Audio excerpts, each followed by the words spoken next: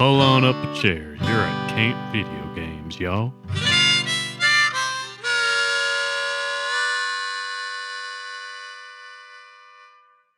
Well, hello there, and welcome to Camp Video Games. It's me, Junior Camp Counselor Sean, and with me is Junior Camp Counselor Josh. Hey, what's up, campers?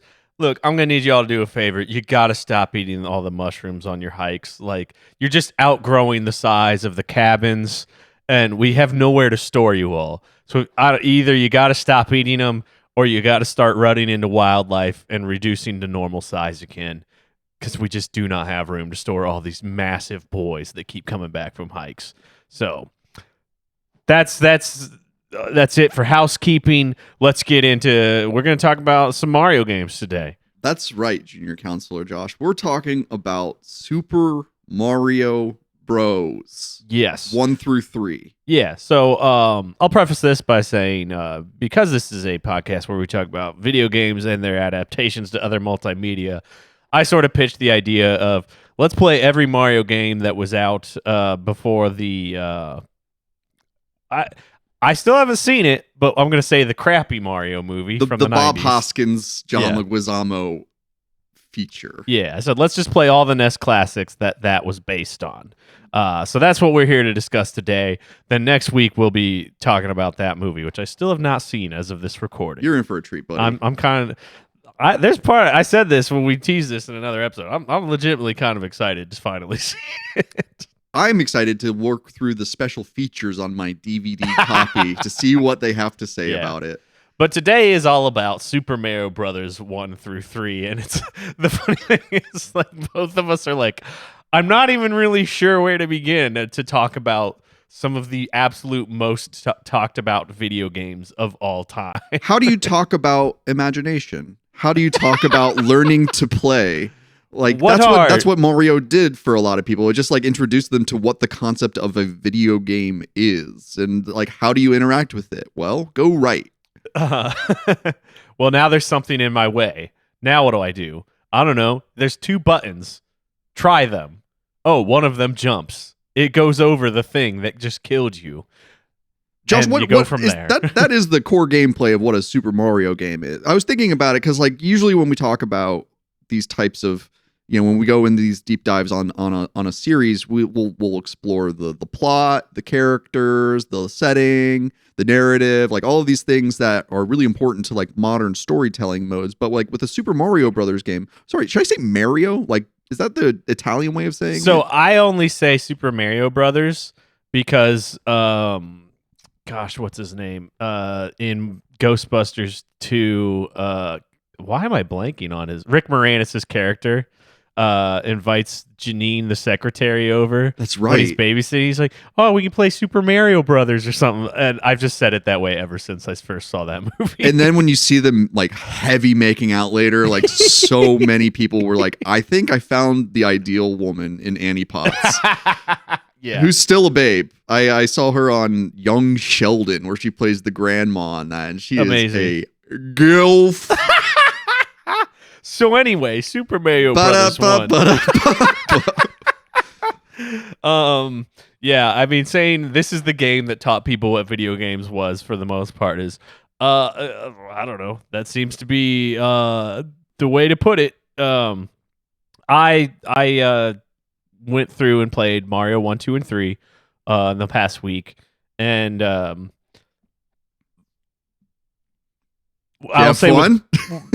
It's weird. Like I did, and it is like nice to revisit them and remind yourself why they're good at different stages of life, and specifically with Mario 1 because I did this in like 2 nights, and I always am live streaming these. Sometimes people pop in and are hanging out. Sometimes it's me just talking and out loud, sort of note taking. And I don't know, it was like we were a little more active the first night when I was playing Mario 1 and 2. And it was just like pure, just like flow state. I'm not even really paying attention, like kind of fun. Like I'm mostly just hanging out, shooting the shit with somebody. Like, there's some element of that these games have for me in my life of like, oh, they can just pull my mind out of things. And you talked about this almost like Tetris is sort of that game for you. I think classic 2D platforming Mario might be that for me.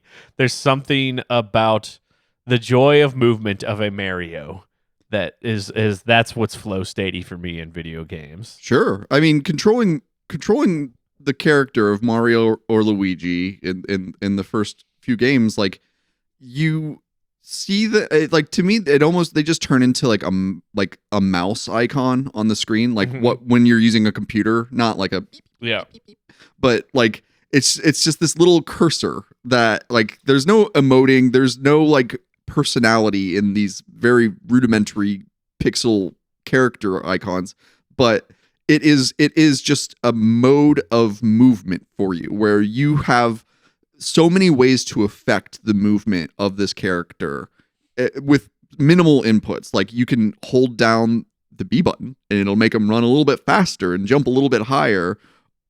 And like that alone is like, that was like a mind breaking kind of way to customize the movement of a character, because you're used to like Pac-Man only goes one speed. He goes waka waka waka waka waka, and like he only goes that one speed.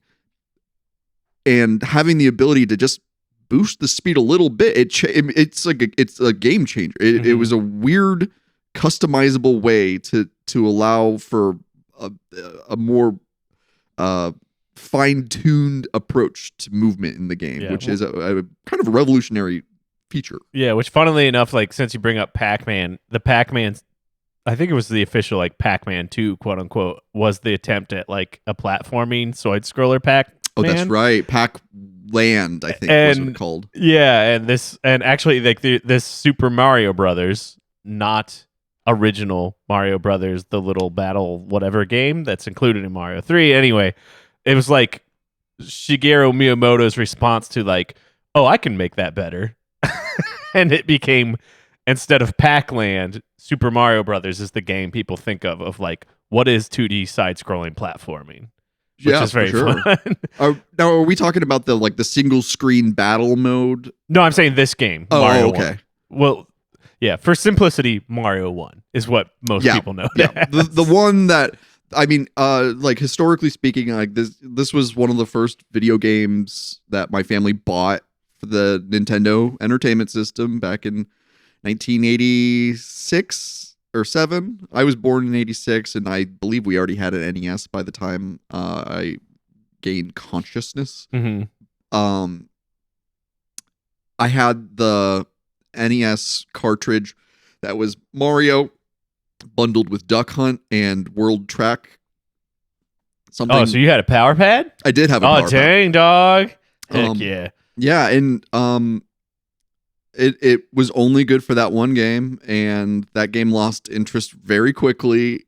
Yeah. And well, here let's talk about power pad for just a few seconds. How old were you when you figured out that the best way to play is to get on your hands and knees and just slap it with your hands? I mean immediately. Like I think because like for a very short amount of time in my family's history, like family time was like Nintendo time, and I think like that probably like psychologically like affected me in a very profound way. And my sister's a few years older than me, and she's got everything figured out. You know how older siblings just they, like even if they're just like a year and a half older than you, like they're so much wiser and so much smarter. She figured that out pretty early, and the competitiveness of that game, where you wanna make your character run as fast as possible by alternating left to right, and you should be running on it like left, right, left, right, left, right, left, right. But if you just get on your knees, put your hands down, and you're basically playing Donkey Kongas. Yeah, it was the original Donkey Konga. That's a good point. Yeah, we had I don't actually like remember. It's weird. Like, what's the difference between a memory and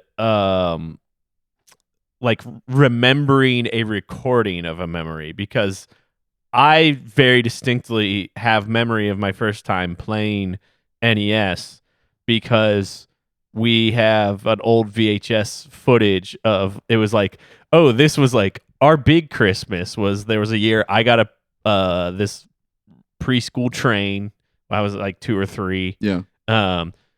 My next oldest sister got a Barbie dream house, and the oldest one got the NES. Ooh, big Christmas. Yes, and it was like that was it. Everybody got their one present, and it was the big thing. And there's like just footage of the 3 of us all playing with our things. But then I very quickly gravitate to the Nintendo, Absolutely. specifically Duck Hunt, and how the much dog. I love the dog laughing at you when you fail. Absolutely.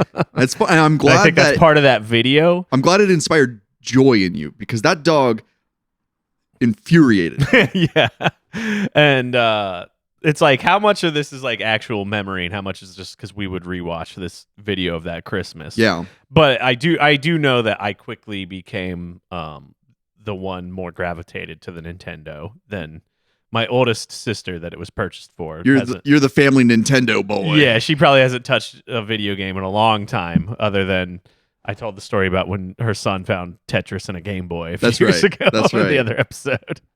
But anyway, yeah. So needless to say, have spent a lot of time with Mario 1, 2, and 3. Since we're reminiscing right now, I have a very specific memory of I woke up in the morning and I went to go play at my friend's house. And for us, like this is like an old like suburban rule. It's like come home when the streetlights come on. Mm-hmm. It's just the kind of thing where it's like we don't have phones, we don't have cell phones to like be like, where are you? What are you doing? And the general rule is just like come home when the streetlights come on. That's like an easy way for everyone to track, things. I left in the morning. I come home and Mario is up on the TV, paused at World 4, and my mom had gotten there, and she was just like, I wanted to stop because that's crazy. Yeah, she was like, I wanted to stop so that you could play World 4 because you haven't been to World 4 yet, and I was just like, Mom, that is touching. It is a very touching. This was your first time playing it, or just like a memory of it? Just a memory. Oh, okay. No. She didn't just like. She was like, yeah, here's your new video game, and I already beat it. I just imagine like your mom being so deeply engrossed in it that like she's not even like excited to be like, look, Sean, we got your Nintendo. She's like, I'm on World 4. Let's fucking go. Keep up, junior counselor. You little bitch. You have not met my mother.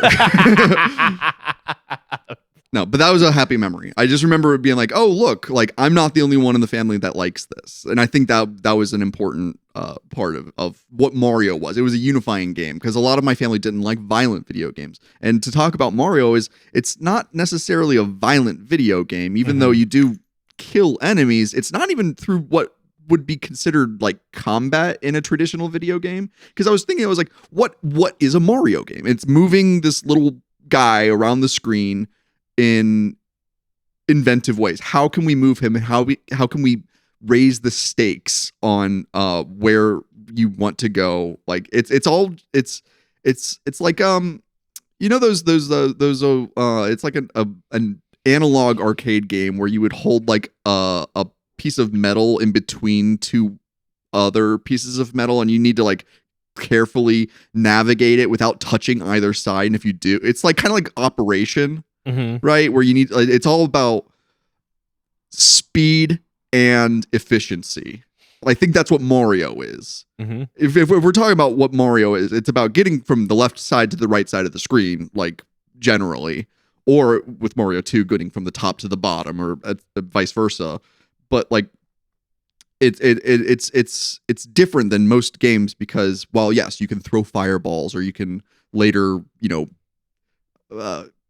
knock enemies out with the furry tail. Like there's ways to like kill enemies, but it doesn't feel like combat. It doesn't feel like Mega Man shooting somebody with his blaster or anything like that. It's a very unique way to like quote unquote dispatch enemies. Yeah, that's this is an interesting thing to think about. Nintendo's choice for like our mascot character is this one. An Italian plumber is already an interesting choice, derived from, I guess I'm guessing, and like, Donkey Kong, Mario was this guy it was like this city guy, like basically the fact that it's all ripped from King Kong, right? Yeah. So it's like King Kong became Donkey Kong. So it's like mentally, it's like, okay, he's climbing the scaffolding of something like New York City. What's a Big Apple, baby? What's a New York City guy? Oh, like an Italian plumber in overalls. Yeah. It's like, I don't know the genesis of Mario as a character, which is interesting because like, I know I have consumed a lot of like development history of Mario. Yeah. But I didn't revisit it for this episode. I was like, I'm just gonna kind of wing it. And I don't recall a story about like, oh, this is how Miyamoto or whoever came up with Mario. Right. the Campers, guy. let us know in the comments. Why is Mario a Italian plumber? Yeah, because I just don't recall that story, like reading or seeing that in any history that I've consumed of these. And it's been, again, I've consumed tons of it. I just don't have it at the forefront of my recollection. That's okay, buddy. But anyway, back to this whole like, this is a sort of quote unquote non-violent character as their main brand mascot is kind of a brilliant like foresight marketing choice. Sure. Of like, not only did they do that so that they can always appeal to a young audience. So I think of like my girlfriend's Chibis. I think I've said like she'll come over and play video games for an afternoon, and god dang, she's so video game spoiled. She has access to every single video game that's ever been made at this pretty point. much. And she doesn't know, like she does not understand that. Like just like that level of spoiledness. But like I'll come to the Switch at the end of the day, and every Mario game has been at least opened. Yeah. Right? She just kind of plows through each of them for like 20, 30 minutes at a time. And she's also like, given the nature of who her mother is, she's like very conditioned against violence of any sort. Yeah. Like we put on like this movie from like 1941 that's ostensibly a comedy, but it opens with like a clip of like some guys having a little gun shootout on a train, and it's like very whatever. And she like got upset and cried and ran upstairs. Dang. it was mostly very cute. But anyway, like that's just to say, like this kid's not into like the whole violence thing. Sure. She's not playing Fortnite. Right, but Mario, for I think partially the reasons you said, is very appealing. You're never killing, you're like bonking. I would say it was like you're bonking stuff. Yeah. You know? And then you combine that with the fact that the gameplay to this day, all the way through Mario Wonder, is just so meticulously well designed that somebody like me is still going to pick up the latest 2D Mario and have a very good fun time. Just feeling the motion and the speed and whatever it is about Mario that feels so good to play. Absolutely. And it's just like, yeah, they nailed it. Hit it grand slam out of the park with like saying this is our brand mascot in the 80s, and now we're still doing it. You know? Yeah, it's a unique mascot because you with every other like game company with like, you know, because like Nintendo set the standard of like, okay, you're gonna have a flagship series that's gonna be like the proof of concept for every new generation of consoles. Every other company gravitates towards animals, cutesy, like fun, like, you know, I think like PlayStation, like Sony had Crash Bandicoot, Sega had Sonic, the 3DX had Kid Chameleon, I think.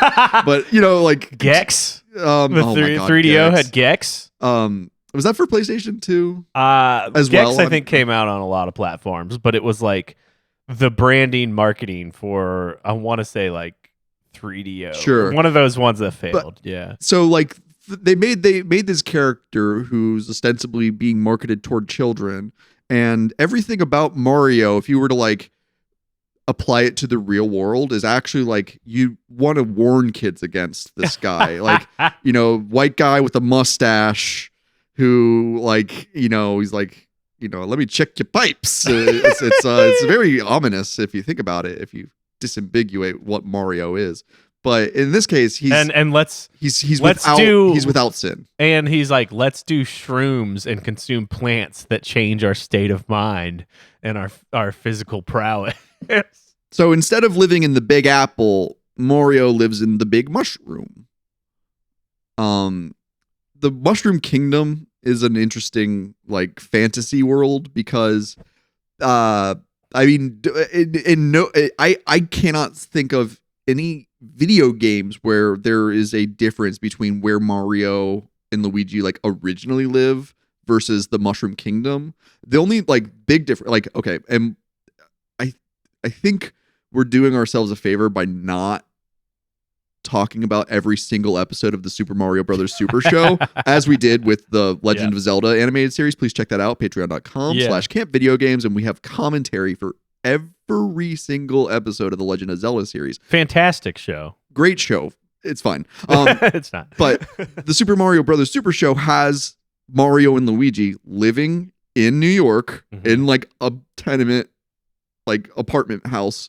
And it seems that like there is a difference between New York and the Mushroom Kingdom because, I mean, maybe we'll talk about 1 or 2 episodes of that at some point. But, you know, there's in that where it's Mario in the real world and there's no Goombas, there's no paratroopers or whatever. There's like, it's just Mario and Luigi, 2 Italians eating the spaghetti, having the the spaghetti. They have their zany little sitcom fun, but the Mushroom Kingdom is completely absent from that. And it's I think it's like maybe Mario has to go down one of his pipes to get to the Mushroom Kingdom. That sounds like drug abuse, I know. Like, I go down my pipe. I gotta heat that stem up and get that. And that sweet, is sweet this is crack all cocaine. sort of the Americanized version of that show too. This is not none of that is quote unquote canon to like Shigeru Miyamoto's Super Mario Bros. Yeah. Right, which is an interesting thing. We discuss this a lot with like the Zelda show. It's like what Nintendo sort of like let their Western branch, I guess, like add to the worlds of these games is very interesting. Or in a lot of cases, take away from the originals. And actually, I tried putting on the first episode of the Super Mario Brothers Super Show the other day for the 8-year-old Shibis, and we made it about 30 seconds before she was like, "I hate this." Yeah, Captain Lou Albano. He's an American hero, and he did not age well in terms of children's entertainment. Yeah, but anyways, back to Mario 1. I enjoyed playing through it. It was I for all 3 of these games, I said I'm going to play every level, no warps. Yeah. And I also applied what I referred to as Celeste rules. Have you ever played Celeste? No. It's a 2D platformer with like very heavily influenced by Mario, and it adds like a lot of climbing elements. And the beauty of the game is when you die, you snap right back to like maybe 4 seconds away from where you died. Oh, so there's no, and it's like immediate, not the backtracking equivalent. Yeah, instead of being like you died, here's a screen to show how many lives you have left. Now you're back at the beginning of the level. I was like, I've been there, done that. I'm gonna cheat and use the rewind on my emulator, and I referred to that as Celeste rules. Okay, I was streaming low stakes. Yeah, because I was like, I'm just here for the joy of moving this guy through the world. Yeah. I don't know if you actually challenged yourself or not, but that's how I play. Josh, I'm always challenged, buddy. No, I played through vanilla. I played through the first Super Mario Brothers game completely. I wasn't even drunk. But I played through just as if I was a young man again, just playing it on my original console. I played in this version. I played the Switch Online version, and I know we'll have some things to say about the difference in these ports, perhaps, versus the original releases, just in terms of like how they look. Mm-hmm. But I had a good game experience playing it through on the Switch. The controls are spot on. Like my main problem with emulation is that, especially with a movement-based game like this, there's sometimes just the slightest bit delay that can, like, when you've played as much Mario as I have, like, whether it's on or it's off, and it was off when I played it through on the emulator. But then I picked up the Switch and I was like, like yes.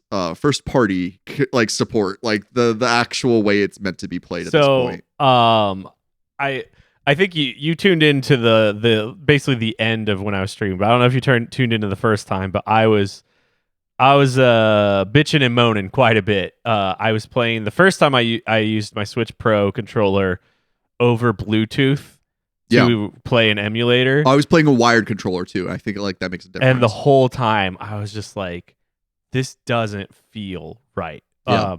And feel is everything to Mario. Yes. Like I got through and like I wasn't there was never anywhere where I got stuck. It's like anytime I died, it'd be like I was only half paying attention, you know? But it was still like I could feel some resistance the whole time. Sure. So I guess this is an ad for if you hate Nintendo and their draconian rules, I guess you got to get a Mister, which is the purest way to play What's emulated a Mister? games. It's a Is that a fella? it's a hardware box Hey, you mister. build that I don't know exactly the difference, but it's runs emulation as though it were the original console to resolve issues like that. I dream of doing it someday, and I haven't pulled the trigger. I'm still dealing. By the time the second round of streaming, when I was playing part of Mario 2 and 3, I wired my Pro controller in, and it was a lot closer, and it was fine, and I had a good time. But absolutely 100% on like the importance of the like how good Mario feels to move is like number one. The reason the Mario franchise is successful. Yeah. Oh, I should mention, this is something that I have not thought about until recently. When I first started playing video games, I played with the controller upside down. That's hilarious. And I knew that it wasn't the right way to do it, but I had started by doing that, and like it's just like I feel like I think the best like adult like parallel that I can come up with is like one of the first times that I took LSD, I became left-handed for a while. And I feel like I was just like I was in the right headspace to allow that like change in my like mannerism, and it like stuck for a little bit. It was weird. It was like disconcerting, and I was like, I think I'm gonna be forever tripping, and this is not gonna work for the rest of my life.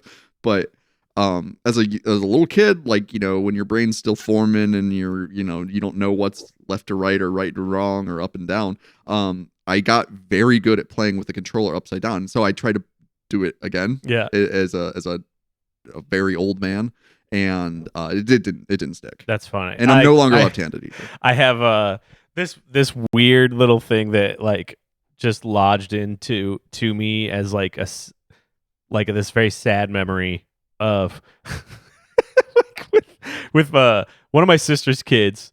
We were all playing Mario Wonder, which is 4-player, and her youngest was, I guess, 4.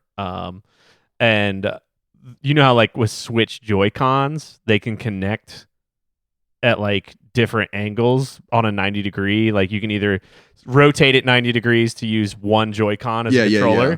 And we thought we had the 4-year-old's controller set up that way, but it was set up 90 degrees rotated, thinking that there was a second one. And so she was just super frustrated the whole time. And I was like, oh God, I feel so horrible that this is one of your core first memories of playing a video game now.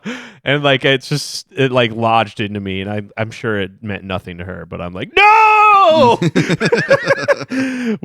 Anyways, Josh, what's the plot of Super Mario Brothers? Go right, save Princess. Is she Princess Peach at this point, or is she still Princess Toadstool? Princess Toadstool. She did not become Princess Peach until 64? 64, I believe. Yeah. So, yeah. What do we not know about Mario Brothers? 8 worlds, 4 levels in each world. Every time you get to the end, you gotta run through a Bowser clone? I don't know.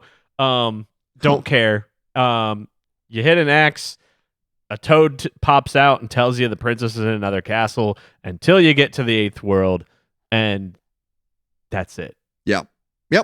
Yep. The And it's princess is perfect. in another castle until she's not. Yeah. The most memeable line in video games. Our princess is in another castle. It's perfect. It's beautiful. I don't know like what else you say about Mario 1. There's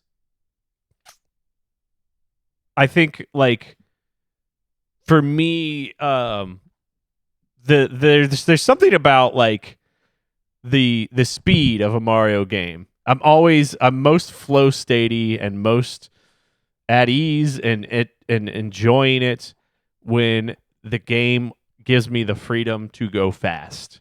And it feels actually better than a Sonic game going fast. Like a Sonic game 100%. when it goes fast, it goes, "Oh, okay, you're just skipping me over a bunch of the level." Like you don't feel engaged with it when it's at its fastest. Whereas Mario is always about you understanding the level, what's coming up, what you can control with the physics of this guy as the next threat comes up, and being ready and reacting and responding to it. Whereas, again, the speed of Sonic is just like, yep, he's going, and you're not really in control when he's at his fastest. The Sonic games punish you for speeding through if you don't know the perfect layout of the level. Like you will run into a wall of spikes, you will get hit by an enemy, and it's gonna bring you to a screeching halt. Yeah. Super Mario Brothers has Sonic was made in the shadow of Mario. Like they wanted to catch that same sweet money that Nintendo was making with Mario. And so they modeled the basic, gameplay functions the same, where it's like, Sonic, you can get hit once, you'll lose all your rings, and then twice you're dead. With Mario, you get hit once, you'll lose your big size if you've got it, and twice you're dead. Mm-hmm. And it's a matter of I think with those kinds of games, it's memorization more than it's like Twitch instinct. But the Mario games are just so, shocker, they're way better than the Sonic games in terms of and pretty much every aspect. Like the characters are better, although there's not as much like intense lore that Sonic has amassed over the years. I would be interested to see what the actual reading list would require to talk about the Sonic series, because they start talking about the dawn of time and what is life. Yeah. And I think as part of this series on Mario, we're going to talk about the newest Mario movie, which, speaking of, it does not evolve the lore. It does not make it that much more complicated than it has been through these first few Mario games and Super Mario World. It's very simple. There's never much to expand upon. I think very much to the game's credit, or to the series' credit. Yeah. So okay. In Super Mario Brothers, if you're player 1, you control Mario. If you're player 2, you control Luigi. Luigi is Mario's twin brother? I don't know. Sure. In the first one, they are identical. Like their sprites are the same, except that Luigi's got a green palette, whereas Mario's got a red palette. In later games, they go out of their way to physically differentiate them, and we'll talk about more of that when we get to Mario 2 specifically. Oh yeah. But I think we should probably okay. When I think about the enemies in Super Mario Brothers, the weird equivalent that I come to think about, I think about the Lord of the Rings a lot with the Super Mario Brothers, specifically with the Mushroom Kingdom. Mm-hmm. In terms of the elves of Middle Earth, where they are now he's cooking. Go on. Toad is a Yes. mushroom person. Yes. Living in the Mushroom Kingdom, and he is in the good alignment of the character hierarchies. The enemies, the most common enemy in the Mushroom Kingdom is a Goomba, which is a mushroom shaped monster that is its only purpose is to, I mean, at least in the game, is to kill Mario.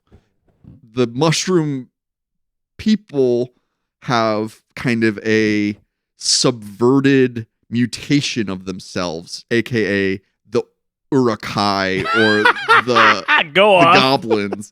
And that's as far as I'm gonna get with this, where it's just I feel like it's not intentional, I think, in eliciting those thoughts, but that's kind of the magic of series that just have that like lightning in a bottle. They all tend to kind of, all their waters come from the same delta here, and it's a very, there's some strange value in like not reinventing archetypes, and whether conscious or not, the choice to build off of an existing sort of mimetic consciousness of what fantasy is, as you put this weird layer over it of like, yeah, but the hero is a mustachioed Italian plumber. On top of it is like the rest of it all syncs and clicks. Sure. You know? It's funny because like Mario, like I think about like Batman a lot of the time too, where it's like Batman is not the most interesting character in the room. Mm-hmm. It's all about the enemies. And in Mario, like the enemies are the interesting parts. Like that's what's evolving as you get new games. Like sure, Mario can get a water blasting backpack at some point, or like he can get a hat that morphs him into things, but like Mario's Mario, but the enemies are what really, like those are the new that Nintendo throws at you. The one sort of power that has ever been like ascribed to Mario as a unique thing is his jumping capability, which originally known as Jumpman. Yes, he was known as Jumpman, and it became, again, I feel it's like almost stupid to talk about like Mario Canon, you know? Right. But it is in Mario RPG, which came out after Super Mario World. Yeah. It's established in that world that like everyone knows Mario is famous for having a fantastic vertical leap. They make jokes about it throughout. Yeah. And like that's his superpower. That's what makes him uniquely capable of protecting, at that time, Princess Toadstool, and now Princess Peach. He can leap tall mushrooms in a single bound. Yeah. There's no explanation for why he has that power, but it is like the one thing Mario is a great jumper. Always has been, always will be. And we love him for that. And with his like, he's such a small little guy. Like he's like this squat. He's no bigger than a Goomba, but he's got this vertical that is just like where's the leg power coming from? Like what does he have like mutated ankles or what's going on? I did you play Portal? Oh yeah. You know how like they justify that like your character can survive these like long falls because you've got those weird leg braces? Mm-hmm. Like that's the problem with modern games, is that like people start asking these questions and they are forced to come up with answers. Yeah. With Mario, you don't need to know why. I mean, you just know because he's super. It's in the name. Yeah. There is a beautiful there's something beautiful about the simplicity of a time where it could be like, who cares? It's just fun. You know? Yeah, it's dumb kid stuff. It's just dumb kid logic, and it's fun to move, so stop complaining. Yeah. I think this is also, video games made before the advent of the video essay. The misunderstood melancholy of Mario 1. 3 million views. Yeah. Why Mario? Why? Well, whatever. Because it's fun, and like I already kind of covered. I mean, it's all, to me, it just seems derivative of King Kong at the end of the day, and like who would fight King Kong but an Italian New Yorker? Because that's where they took King Kong, and AKA Donkey Kong. Anyways, so I don't know if there's much more we need to say about Mario 1. Yeah, I've got a couple things. Okay, hit me. First and foremost, this is a capitalist game. The other object besides saving the princess is amassing wealth. In this case, more money literally equals more life. It's vampiric in a way. It's the bloodsucker's dilemma. Very simple metaphor, but very real. And you collect 100 coins, and this is going to be a series standard. I don't think they've ever deviated from. You get 100 coins, you get an extra life. I mean, to talk about Mario also is to talk about the power of a soundtrack and how Koji Kondo I'm an idiot. I haven't even talked about that yet. Koji Kondo is the composer for the Mario series, and dang, dude, winner crazy. Mushroom Dinner, absolutely has. I mean, not only have they taken, they made ragtime music modern in its own way, and not only that, but they made it not annoying. Which is also a huge accomplishment, because you listen to the Mario soundtrack and that. I mean, the Mario soundtrack is synonymous with Nintendo. That is you see the Nintendo logo and you go ba-da-ba-ba-da-ba-ba. It's ingrained. It's I mean, we are cult members that have been programmed to Pavlov's dog respond to this music. And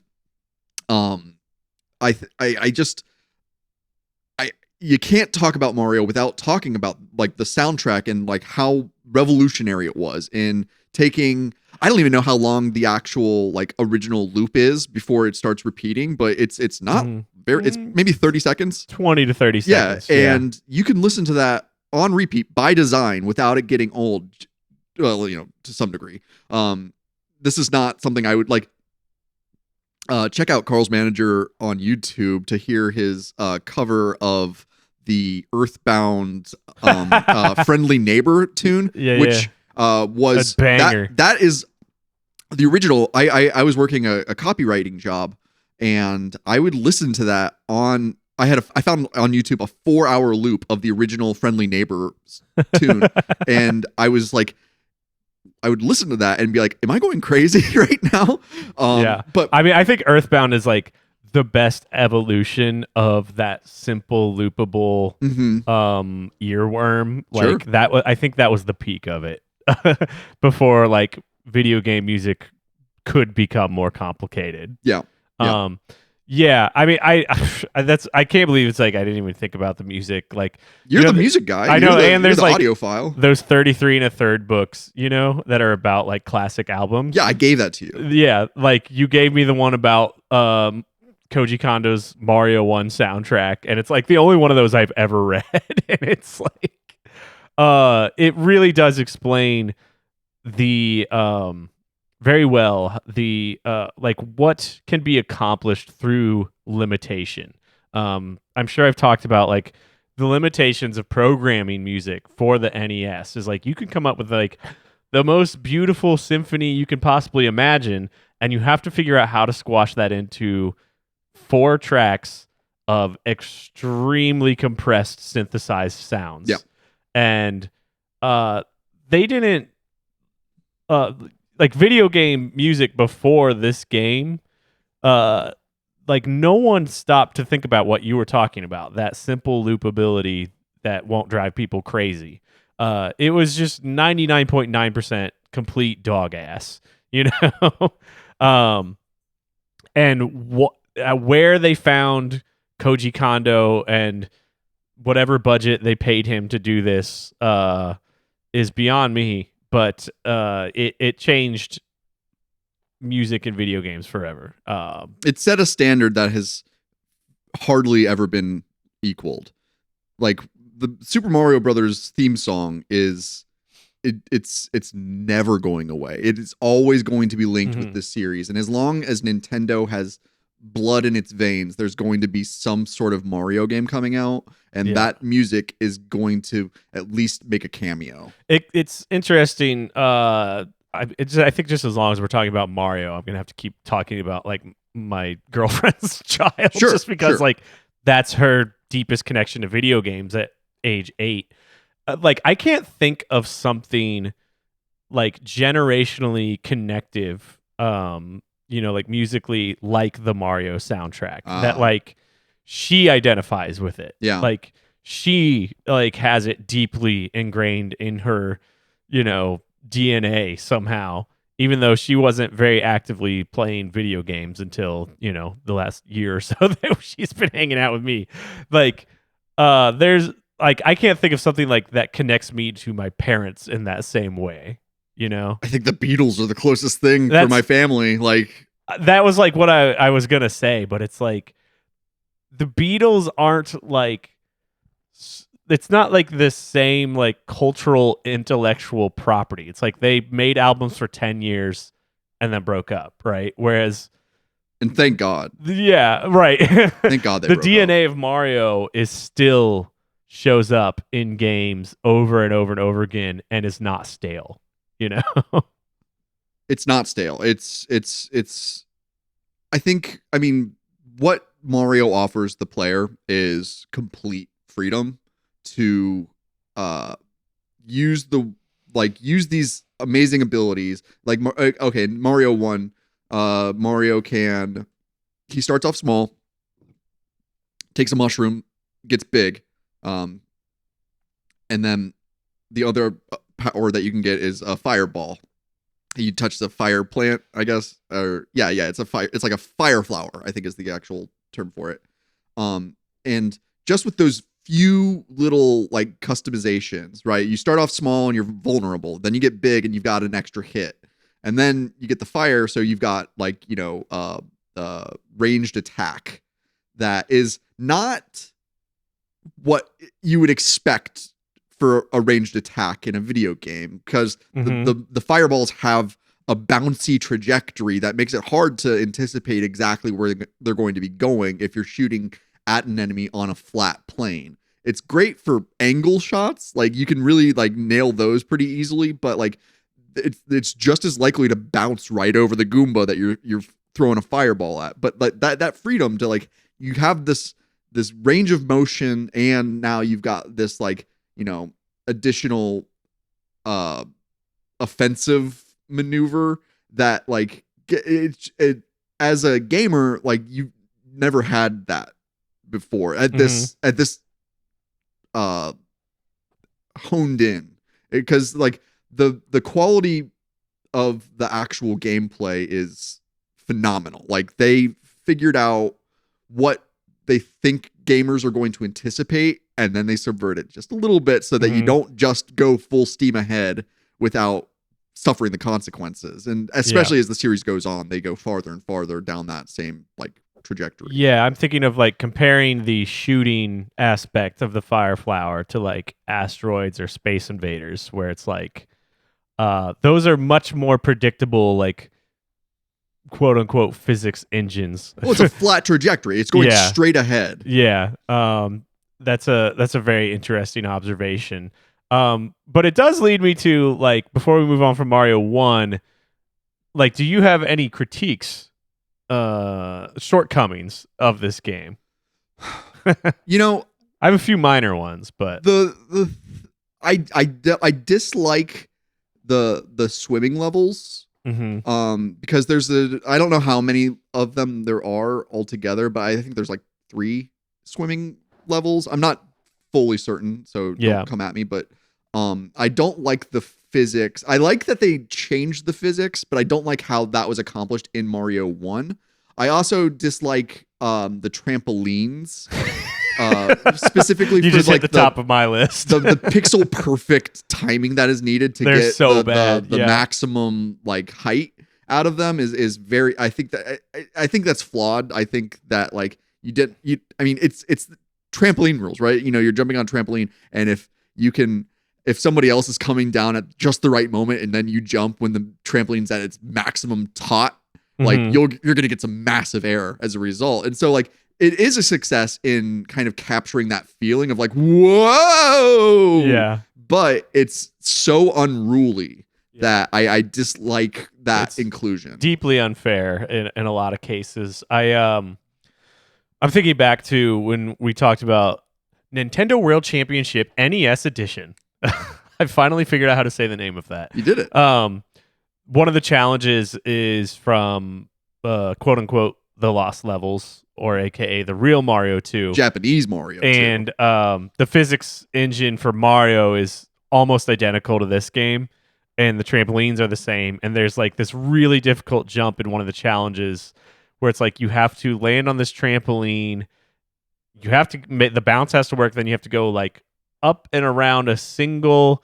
They're called Kaizo blocks, the question mark blocks in Mario for whatever reason. Say it again? Kaizo. Okay.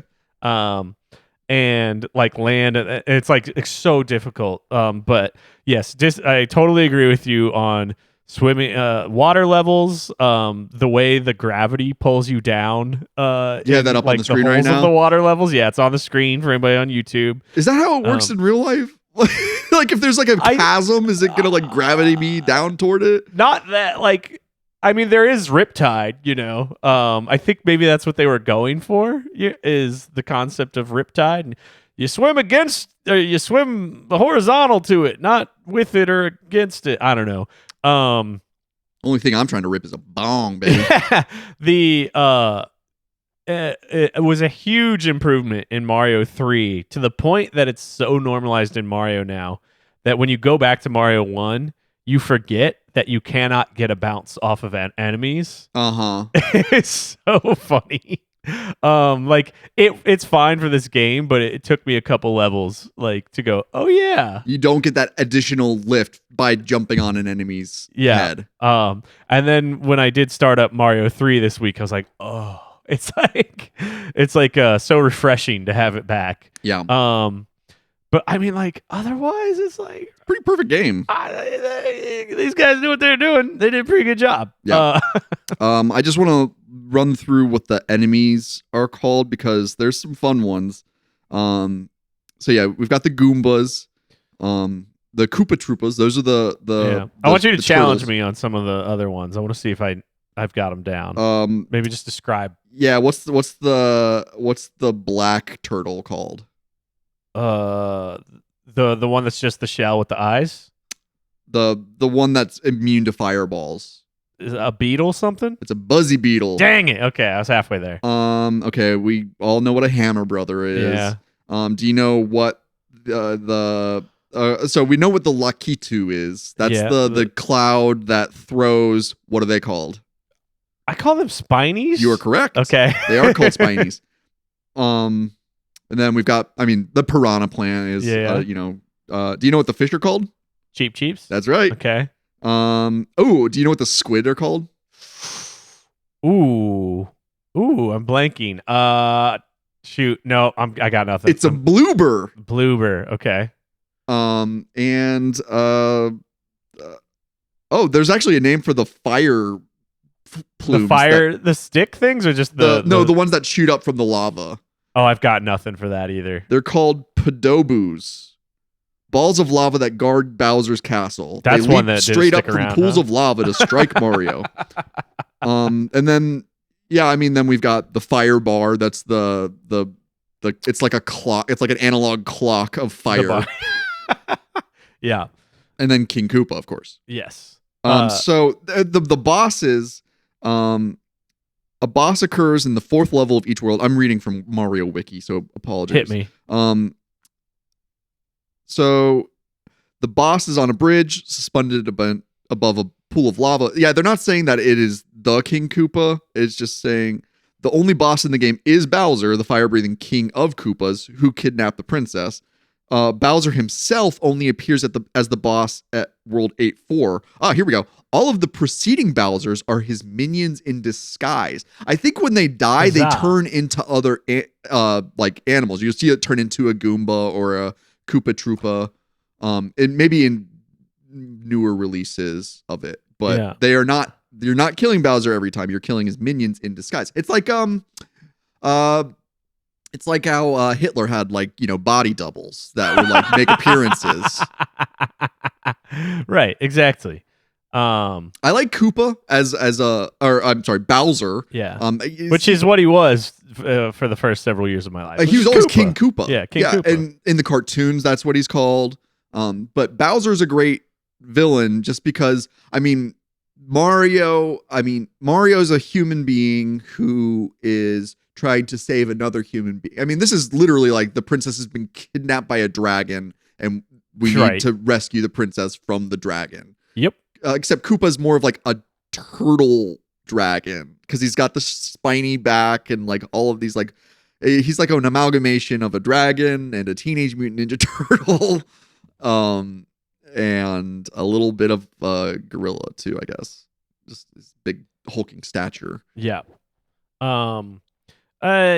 Yeah, I don't know. Mario 1, very good Mario game. 1, pretty good. I'll we already kind of talked about like the speed runitude of Mario with Nintendo World Championship NES edition. Listen back to our episode on that, and we talk about the Wizard. Yeah, that was a very fun episode that didn't get as much traction as others. others. Can't force people to listen. It's all good. But anyways, it is interesting like how to think about like with this original game, like how and why like Mario became such a staple of speed running. Yeah. Like I don't know how much of it's just because like that's where my loyalty lies, but I don't hear about like Sonic speed running that much, Not at the same level that you with Mario. Yeah. Mario is made to be speed run. Yeah, and I think like some of it is what I was talking about of how like you're not very frequently limited in how fast you can move if you've learned the levels. Yeah. It's just the water levels that kind of like slow that momentum down. And that like the one thing it throws into the mix of like learning a speed run this early on is the like maze levels where you have to learn just a tiny bit of routing. You have to learn where the warps are and you have to learn where the mazes are. Thank you for reminding me another one of my criticisms of this game. The mazes? I truly hate those. I don't like so on the do you remember specifically which dungeons those are? I definitely know 7-4 and 8-4 are both mazes. And what basically happens is you're gonna Mario will be stuck in a loop. A loop. It's kind of like purgatory, where he's just like running through and like not making any progress. A very as a child playing through this, because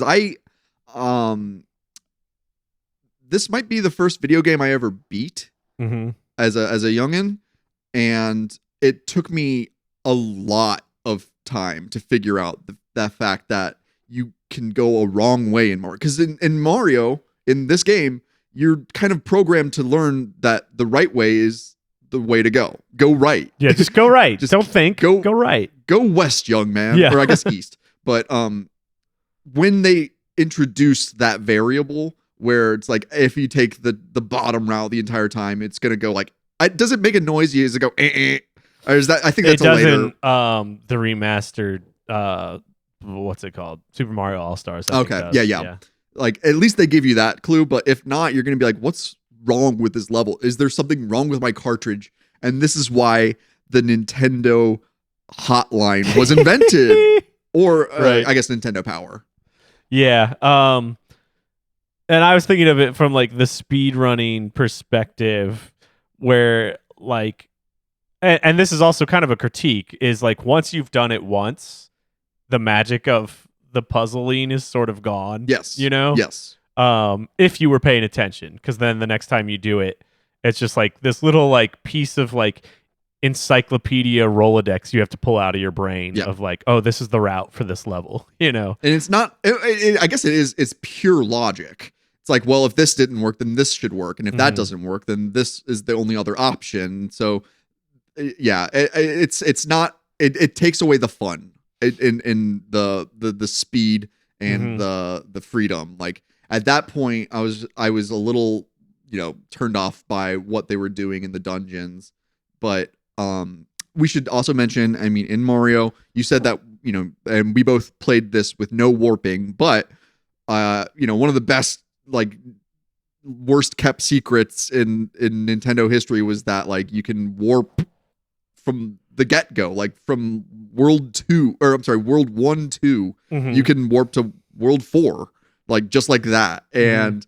I wonder how many people have like never played World 2 before as a result of that. Like, just because some people are programmed to go, well, like I can skip World 2. It's like, people who treat video games as responsibilities more than as like, a pastime, where it's just like, oh, well, I need to maximize my efforts and I need to get to World 4 because that's more than World 2. Yeah, and I was absolutely less familiar with the worlds outside of the optimal route. Right. What's your speed run time for Mario? You mentioned that in the NES World Championship. On that game, it's about 7 minutes. And this time, again, playing with Celeste rules that I just rewound and backed up. I think playing every level took me actually we're at about 30 minutes. Okay. Ish. Yeah. Not nothing to brag about, No.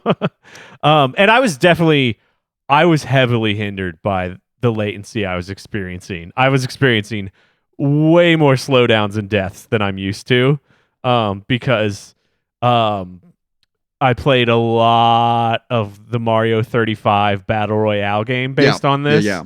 So I was like having just like weird, like my instincts aren't working moments for this game because I got so used to be able to just fly through these levels individually in that game, which like just shuffles you through every level in the game as like a survival thing. You just have to keep moving, beating the levels, surviving. Bring that back, Nintendo. God, that's like the number one thing. Like, if this podcast has a mission statement, it's bring back Mario 35.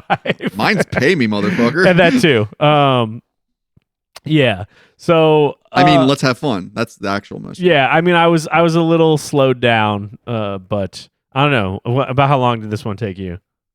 I think playing through, I would probably say is closer to 45 minutes for me. Just I don't record my progress or keep track of that. And you were also experiencing proper deaths. Yeah. I was playing straight up, without emulation, tool assisted. Yeah, I guess. I mean, that's in the Switch version, but you weren't using it. I was not using it. Okay. So anyway, I don't know. That's Mario 1. Super Mario Brothers from 1985. It's almost 40 years of this freaking game. Yeah, that's wild. Pretty cool. Yeah, I love it. It's perfect. Anyway, on to... Hey, Sean, did you know that Mario 2 is not actually the original Mario 2? It's from Dookie Dookie Panic. Dookie Panic. So, but I do think that's the why of that is an interesting conversation worth having. Let's have that conversation. Yes, Mario 2, what was it, 88 when they finally released it here? Something like that. Is the reskin of a game called Doki Doki Panic, and I love it. Oh my god, yeah. I think it's fantastic as a follow-up to this game. The original Mario 2 came out as the Lost Levels in Super Mario All-Stars in the early 90s for Super Nintendo. It's too hard for us Americans. And I've never beaten it. It's at this stage, like if you tell this story to a child who is, knows video games now, they'd be like, that's stupid. I don't get it. And like the way everything just gets released everywhere, and that like, oh, we can just have more difficult games. But at the time, I think it's a very, very smart like marketing choice on to Nintendo's not release part. the Lost Levels as Mario 2 to America. Yes, absolutely. Americans like to be rewarded and to feel like they are on top of things. We like to be fooled into a sense of superiority, and that is not what the Lost Levels encouraged. Super Mario Brothers 2, 1988, aka Doki Doki Panic, that was a wise decision to release that as the direct sequel to Super Mario Brothers, because it changed the format, it kept the characters, and it only added more and more and more. Mm-hmm. It's a beautiful game. It is. And to talk about soundtracks again, whoo boy, this is the jazziest little game I've ever played. Yeah, this is the one that like gets stuck in my brain as my walking around music. Oh yeah. It's very, very good. And I'm a little embarrassed that off the top of my head, I do not know. Did they have Koji Kondo like reskin Doki Doki Panic musically? I don't Couldn't say with recall. authority. I don't know. Yeah, that might be something I cheat and look up. But anyways, yeah, Mario 2 introduces the concept of choosing your character before you go into a level, which Mind blowing. it's one, mind blowing, and two, it lets you set the difficulty by choosing the character you're going to use, which is something that they have reintroduced in later 2D platformer Mario games. So in Mario Wonder, you can play as a Yoshi who gets a extra floaty jump and cannot take hits, but they do not get power-ups. Or you can play as Nabbit, who loses the floatiness of a Yoshi, but still like has the no hits, whatever. What's Nabbit? Nabbit rules. I don't even know how to explain what Nabbit is. I'll just have to show you when we're done. It was introduced in the third re-release of New Super Mario Brothers Deluxe or something. Anyways, Mario 2 introduced that concept we have Mario is regular mode. Yeah.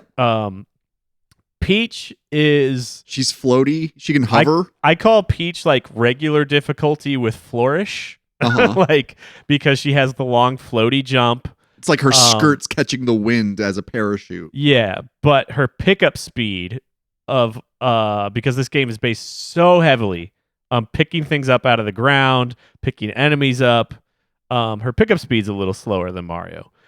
Which brings us to Toad, who is easy mode. He is the fastest. He's like everything that's good about Mario, Toad has, but he also picks up faster than anybody else. Interesting. And then hard mode is Luigi. He picks up things slow. His jump is very floaty and unpredictable, but it gives you a lot of ground. So if you can master the game, you can learn some really like interesting, quick like jumping routes through levels. Yeah. And I don't know how on purpose that all is, but it works very, very well. I 99.9% of the time play as Toad. I played through as Mario just because I was like, oh, I'm playing Super Mario 2, and I just wanted to keep that as a pure experience. I wanted to play through each of the games as Mario. I mean, and it was a great gameplay experience. And I've played through with the other characters, so I'm aware of like their little peculiarities. But I'm glad that you were able to put that into a bit more context. Yeah. Really makes the game replayable over and over and over again, which is great. And then we have what I consider also, though, to be like some things that make this a much more difficult experience than Mario 1. I don't know how you find it on the difficulty scale, but I remember as a kid, at least, finding this game to be quite impenetrable until I got it for Super Nintendo on Mario All-Stars, and you could use save slots. Yeah. Then this game finally clicked with me. This is a much more daunting video game. This is a much more adventurous game too. I mean, yeah, like what Mario 2 does is it expands the basic format of like, okay, like not only is it go right, now it's go up and go down. There's so much vertical exploration. Go in and out of places. There's doors. There's you can pick up a potion that creates a door to a different like shadow version of the world. I remember being like a little scared of this game. It's just like the thing, I mean, like, and the enemies are a little bit stranger, a little less cuddly. It's a little less like straightforward. Like the way you described the original Mario is like very straightforward, like fantasy. The word in my brain is archetypes because I'm playing a lot of Metaphori Fantasio right now. Holler. But anyway, they use that word in that game a lot. So this one feels a lot more foreign in its world building than the original Mario.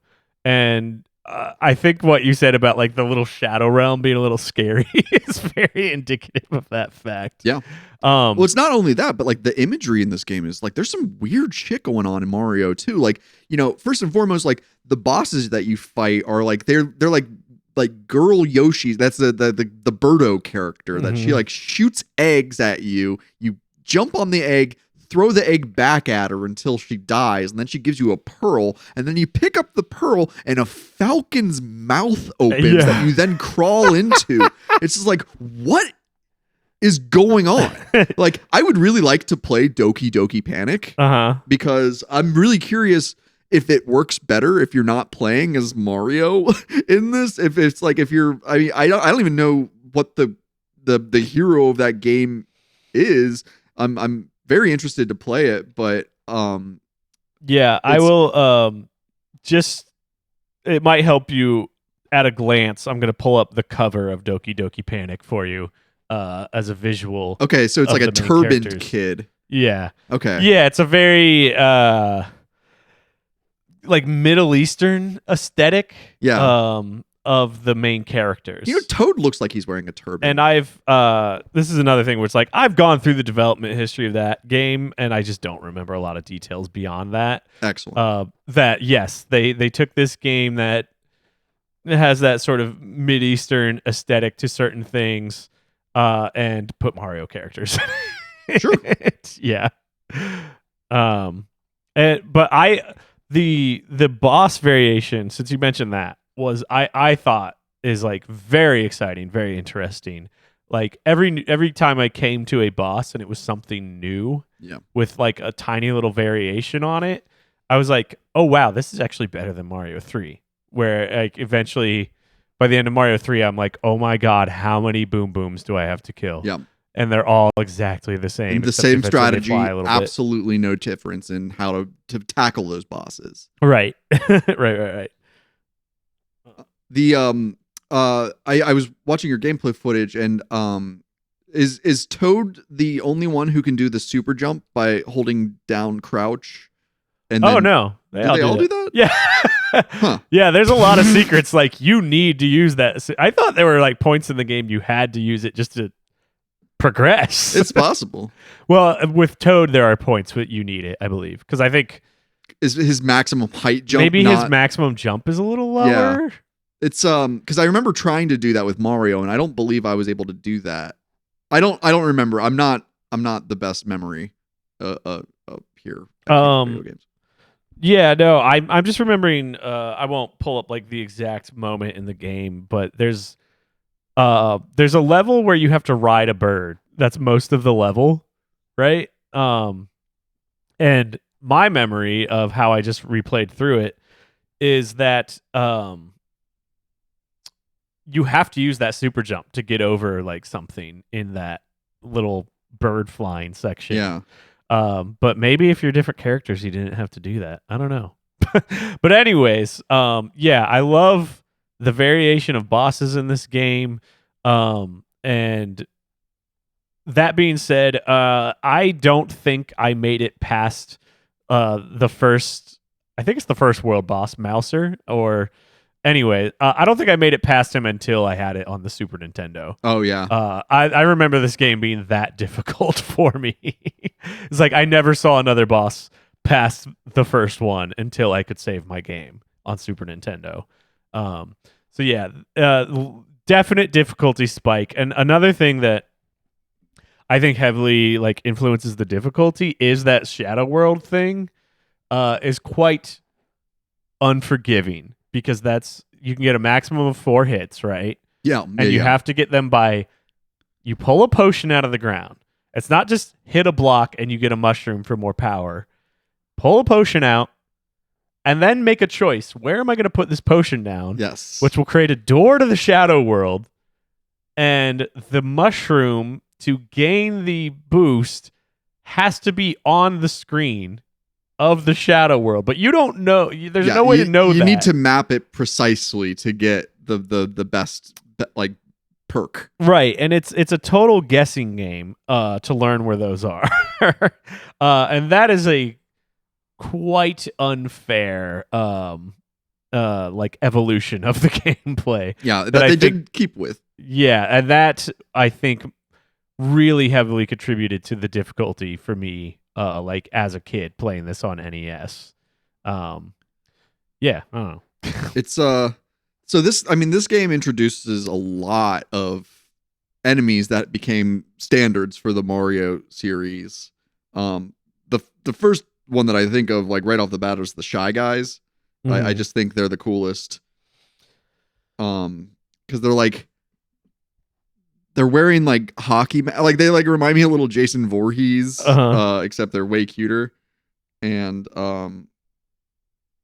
it's I assume that was originally a Doki Doki Panic enemy that just like kind of, it worked for Mario, so they kept him. Because they and Birdo and Wart, who never comes back, and the Sniffit, the guys who like they have the Shy Guy mask but they can shoot. Yeah, they like spit bullets at you. Yeah, they are all on the cover of Doki Doki. Okay, Panic. that makes sense. Yeah, so those were all carryovers.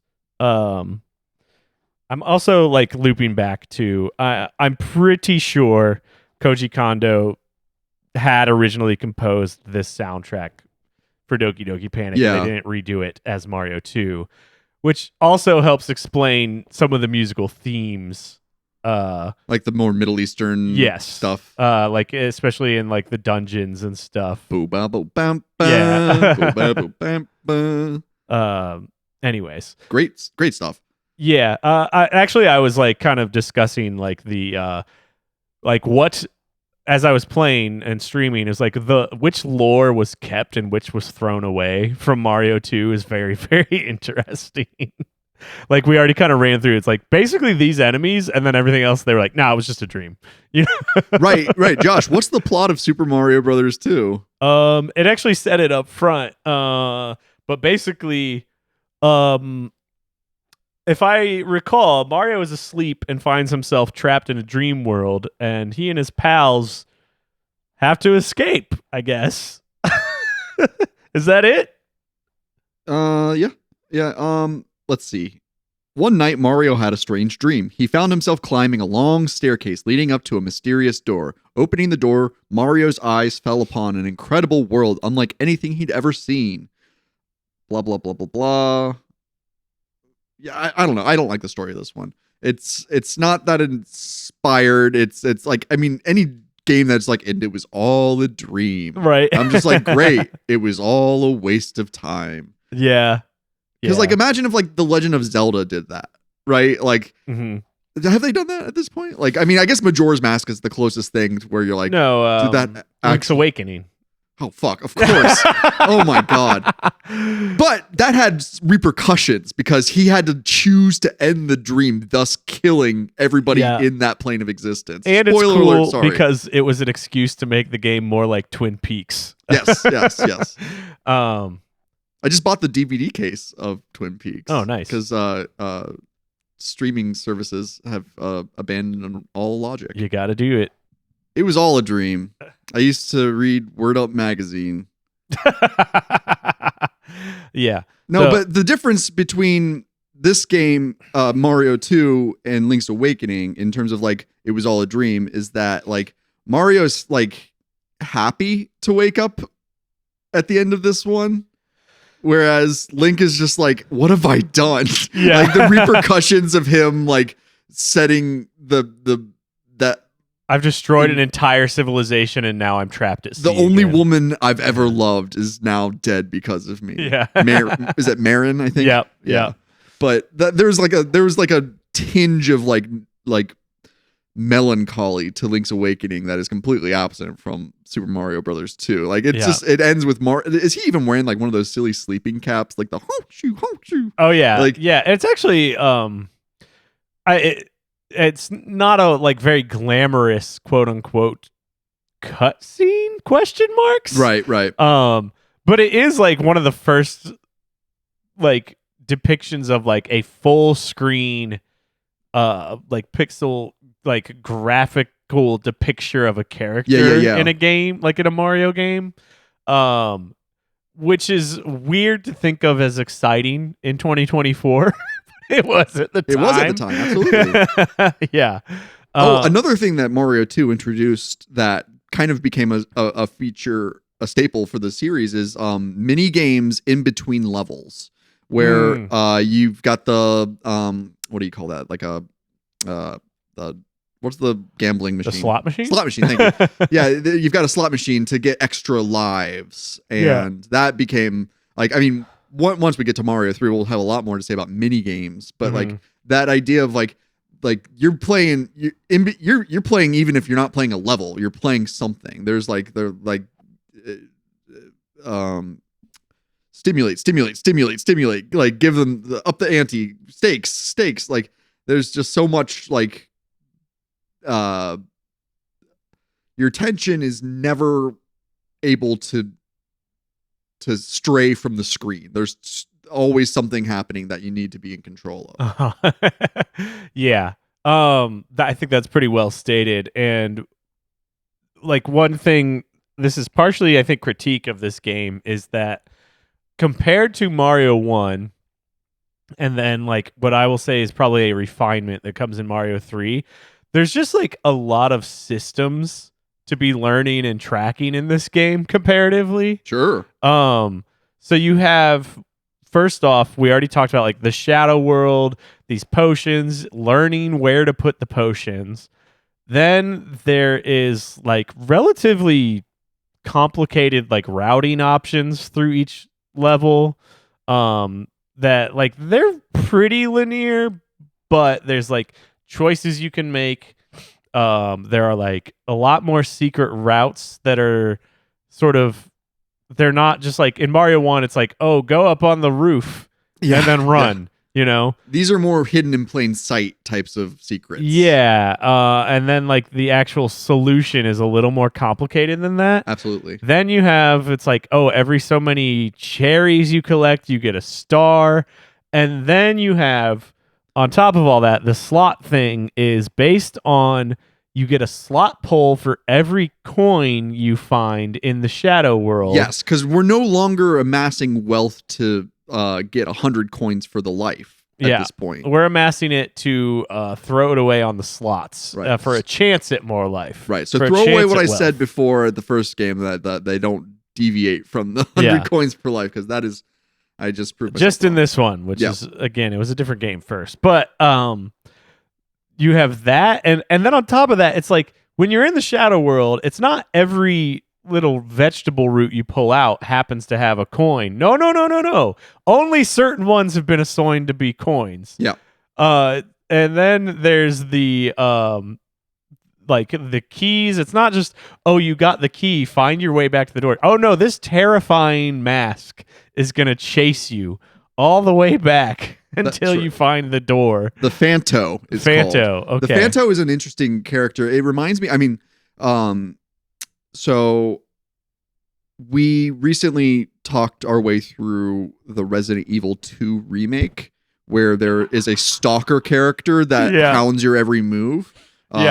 Affectionately called Mr. X, or the Tyrant. And when I was trying to think of like parallels for Mr. X, of like what other characters have done precisely what it is that he's doing, the Phanto is one of the first ones that came to mind. And then I thought back, there's the old arcade game Sinistar. Did you ever play that? It was a space shooter where Sinistar is the monster, that it's this big floating face that, it was one of the first times you hear a video game talk in it. It is a very, very rudimentary, like, blah, blah, blah, blah, blah. But he would show up out of nowhere. And then it was all, like, whatever you were doing, like, screw that. Now it's just escape Sinistar. And in Super Mario Brothers 2, you get the key to a locked door. And as soon as you get the key, like, a room full of Phantos. And they're just this, like, two-toned mask that's like, it reminds me of, like, you know, you've got the comedy and tragedy masks, and it's the tragedy mask. And and you know, your character's vulnerable to attacks because you're holding a key, so you can't like just outright attack it, and it really just turns into more of a dodge game at that point. And that was like, you know, 1988 playing this. I probably didn't play this until like probably 92 or so. But the stakes just getting high as they can be given the circumstances. Just like, if I don't move now, I'm dead. If I don't move, I'm dead. Like, that's always been the case in a Mario game, but not with an aggressive enemy at that level. Yeah, I feel the Phantos were probably the biggest like gatekeeping point of this game for me as a unskilled child. Yeah. But yeah, I don't know. The other thing I want to talk about is in line with the fireball mechanics from part 1, the throw mechanics in part 2 are very similar in the sense that they're not there for instant gratification. I've killed the monster. It's now like, aha, like I've figured out the right angle to jump and time the throwing of this turnip or radish or whatever in order to make a hit on the enemy. It's there to be like, it's not, the same as the fireball. It's like, you get it. You're not invincible. Like, you just have a little bit of an edge now. And like with Mario 2, you don't have a fireball technique, but you can pick up items all over the place. And yes, you can use them as an offensive weapon, but that does not mean that you're like an unstoppable killing machine. It just means that you now have the ability to throw something. And in order to make use of it, you're more than likely to put yourself at risk in order to use it. And it's a good mechanic. I think it is a balanced means of introducing quote unquote combat in a non-combat game. Yeah. There's so many just really interesting, valuable details to this pick up and throw mechanic of like creating scarcity, creating like, you have to question whether like certain things, like there's certain blocks you can take with you of like, do I need to keep this? Yeah. Like with the Birdo fight, should I use the little mushroom blocks or should I try to catch eggs? It's like, it's like you can do it if you can be, frame perfect in some cases, because Birdo would like, I mean, the enemy AI is pretty good here where, or maybe it's just the sequencing that they installed for this, where it's like you can, so Birdo's shooting eggs at you, you jump on the egg and you pick it up. And if you try to throw it immediately, it's going to get blocked by another egg that Birdo shoots specifically to like ricochet your attack on her, which I think is a great, like a lot of video games, a lot of well-made video games punish you for trying to like blast forward. And I specifically like think about like Mega Man and Castlevania as like platformers that are like, chill out. Yeah. Think this through. Yep. Don't just keep edging to the right because you're going to get punished for it. Yeah. And I believe that's a direct response to the early Super Mario games where like Super Mario 1, you can probably just, you don't have to chill out as much. You can just like blast through, especially if you've gotten good at dodging the Hammer Brothers attacks, which they were the most dynamic enemies that you encounter in the first game. And in the second game, like all the enemies have a little bit extra to them that is not just like, they're not necessarily all static enemies the same way that like, Koopa Troopas were, where they're like, I think, we should probably mention like the difference between the green Koopa Troopas and the red Koopa Troopas is that the red have a will to live and they'll stay on the platforms and just walk back and forth, whereas the green ones are like lemmings and they just walk right off the edge. Life be damned. Yeah. But Mario 2 has, and if this is on the screen right now, this is one of the areas that I thought was pretty interesting where it introduces timing logic puzzles where you've got a limited number of bombs and you've got walls that need to be destroyed and they can only be destroyed by these bombs. And it's almost like, I feel like this inspires programmers in some ways to like, because like if I understand what programming is, it's like, you use data to solve problems in order to maximize the energy efficiency of whatever it is, the tasks that you're trying to accomplish. And with this particular segment of the game, like, you know that you want to get to the other side because there's a clearly projected ladder for you to climb, but you can't get through there simply. You need to use your bombs that have a limited time fuse once you pull them out of the ground, much like the bomb flowers from Ocarina of Time or any of the Zelda games. I actually I was comparing this to like a Breath of the Wild shrine. Yeah. In that like all the tools to solve it are there in front of you, and there's not like a strict adherence to like you have to use this bomb in this order to do it. Like you do have to use bombs, but like there's nothing quite like this. They definitely took anything like it out in Mario 3. And it's a very interesting change of pace in this game. That they pop up like, I don't know, every 4th level or so. You have to deal with one of these, I think. And it was very interesting little switch up. So Mario 2, it was all a dream. Spoiler. Yeah. Not a very exciting end to that. Yeah, it's a great game. The soundtrack again is one of the best in the series. This is my walking around music. This is feeling good about being on an adventure. And even though like I've never had a dream like this, I'm glad Mario did. He must be taking that like Walmart melatonin or something, because this is what happens. That stuff that makes you really get freaky in your dream life. Yeah, I don't know. I like Mario 2 a lot. It's probably in my top 5 2D Marios. Oh, okay. However, if we're ready to move on to Mario 3, that's top 3. 1 Mario games for me. That's my favorite. I love Mario 3. I would love to talk about Mario 3 now. I said Mario 3, I think for me right now is tied for first place with Mario Wonder and Super Mario World. Nice.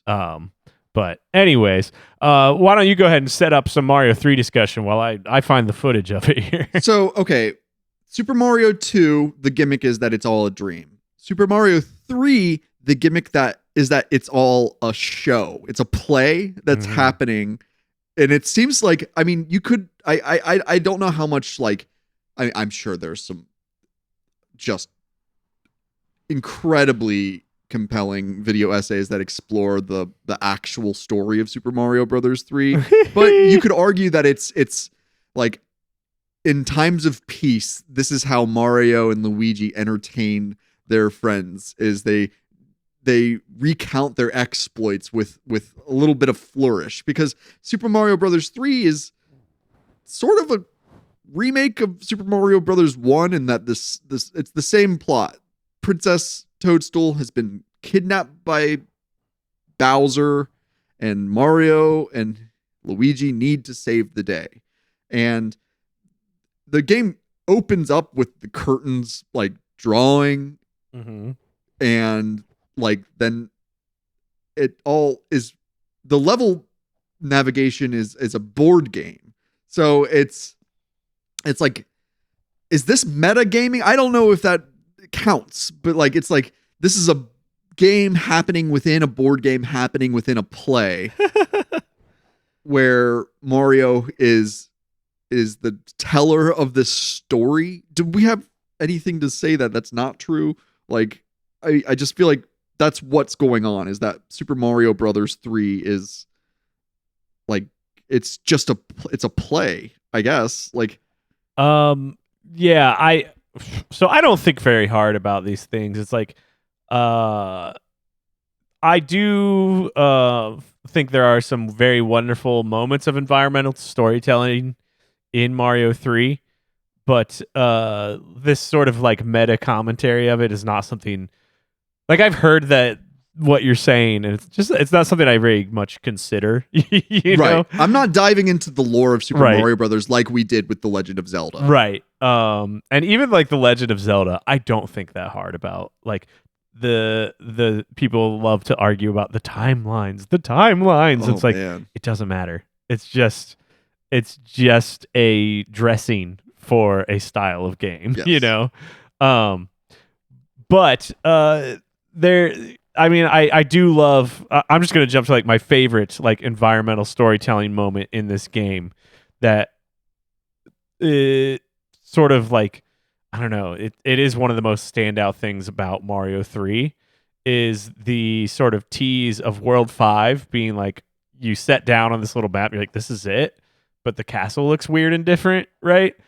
And then you climb that castle and there's no boss at the top, and all of a sudden you're in the sky and you see the world you were at very tiny, just up in the corner. Yeah. Is a beautiful piece of environmental storytelling that like makes you go, wow, I really am on an adventure. It achieved a cinematic sense before games were actively shooting for that. Right. Without using a single word. And that's like just like a sort of wow factor moment that like will always be in my video gaming memory. Yeah. Yeah. But otherwise, like back to the basics, like this game is where Mario as is a like, I don't know, the physics of Mario sort of grew into what we understand it as today, in my opinion. Absolutely. This very fast, high jumping, bouncy boy. Here's the main difference between Super Mario Brothers 1 and Super Mario Brothers 3 that I think was an incredible decision that a lot of people weren't even thinking about when the first game came out, is that you can re-explore the level before you finish it. You can go left. You don't just go right. Yeah. You can go left. I forgot how like brain changing that was. That was I could go wild. left. It was an incredible sense of freedom was added to. It's like, now I have this sandbox in which I can play in a limited capacity. But like, I think what Super Mario Brothers 2 introduced was there was so many secrets to be found in that game, and gamers responded to that. They liked that. They liked searching every available inch of the level. And with Mario 1, once you traverse to the right, there's no going back. And that's a little limiting. It's incredibly limiting. And by giving us the freedom to retread our ground without being punished for it, like the dungeons would, in that sense, I guess that's the only way you were able to technically backtrack in Super Mario 1 is if you took the wrong path in one of the dungeons with the programmable routes. Like you know these levels like the back of your hand now, because you've been able to just like scour every single little pixel on it, and it's that feeling of familiarity, I think, is another part of Nintendo's like strength. Is they've made it so that you want to stay here. Like, this is before the idea of like virtual worlds was, I mean, I guess Tron was already a big thing, but like, you know, like having like your life in a video game, Super Mario Brothers 3 was like a little bit closer to that, like that feeling of like, I belong here. I can do these things. And like, I this is a place to me. It's not just a level. This is a place that I've explored and that I've had memories in. And that's, I think that stands out in Mario 3 more than Mario 2, because it's such a return to form of Mario 1. Yes. Like, I remember that feeling even as a kid, that like, oh yeah, Mario 2 is the weird one. It's the weird one. And the feeling that I have is like, I can't wait to get through this level. I like Mario 2, but I don't have the same affinity for it that I do with 3 or with 1. Like, those are the proper Mario games. They were designed from the ground up as Mario games. Yeah. And that's the difference with Doki Doki Panic, is that it started off as a game inspired by Mario, but that was going in different directions. And then it was kind of, it was literally co-opted into becoming a Mario game. Yeah. Mario wearing a mask. Like, Shigeru Miyamoto came in and was like, let's figure out how to take the bones of this and make it Mario. Like, beyond just the character reskins. So yeah, there is something about this feeling like Mario 1 being more fleshed out, Yeah. being a more lived in world. You also, for what it's worth noting, is like I have on screen right now, you get to the first castle, and it's not just run through, yeah, you're in a castle, run through it. You have this introduction to a king of each world or kingdom or whatever, and they've all been turned into animals. Yes. Um, By Bowser, I guess. yeah.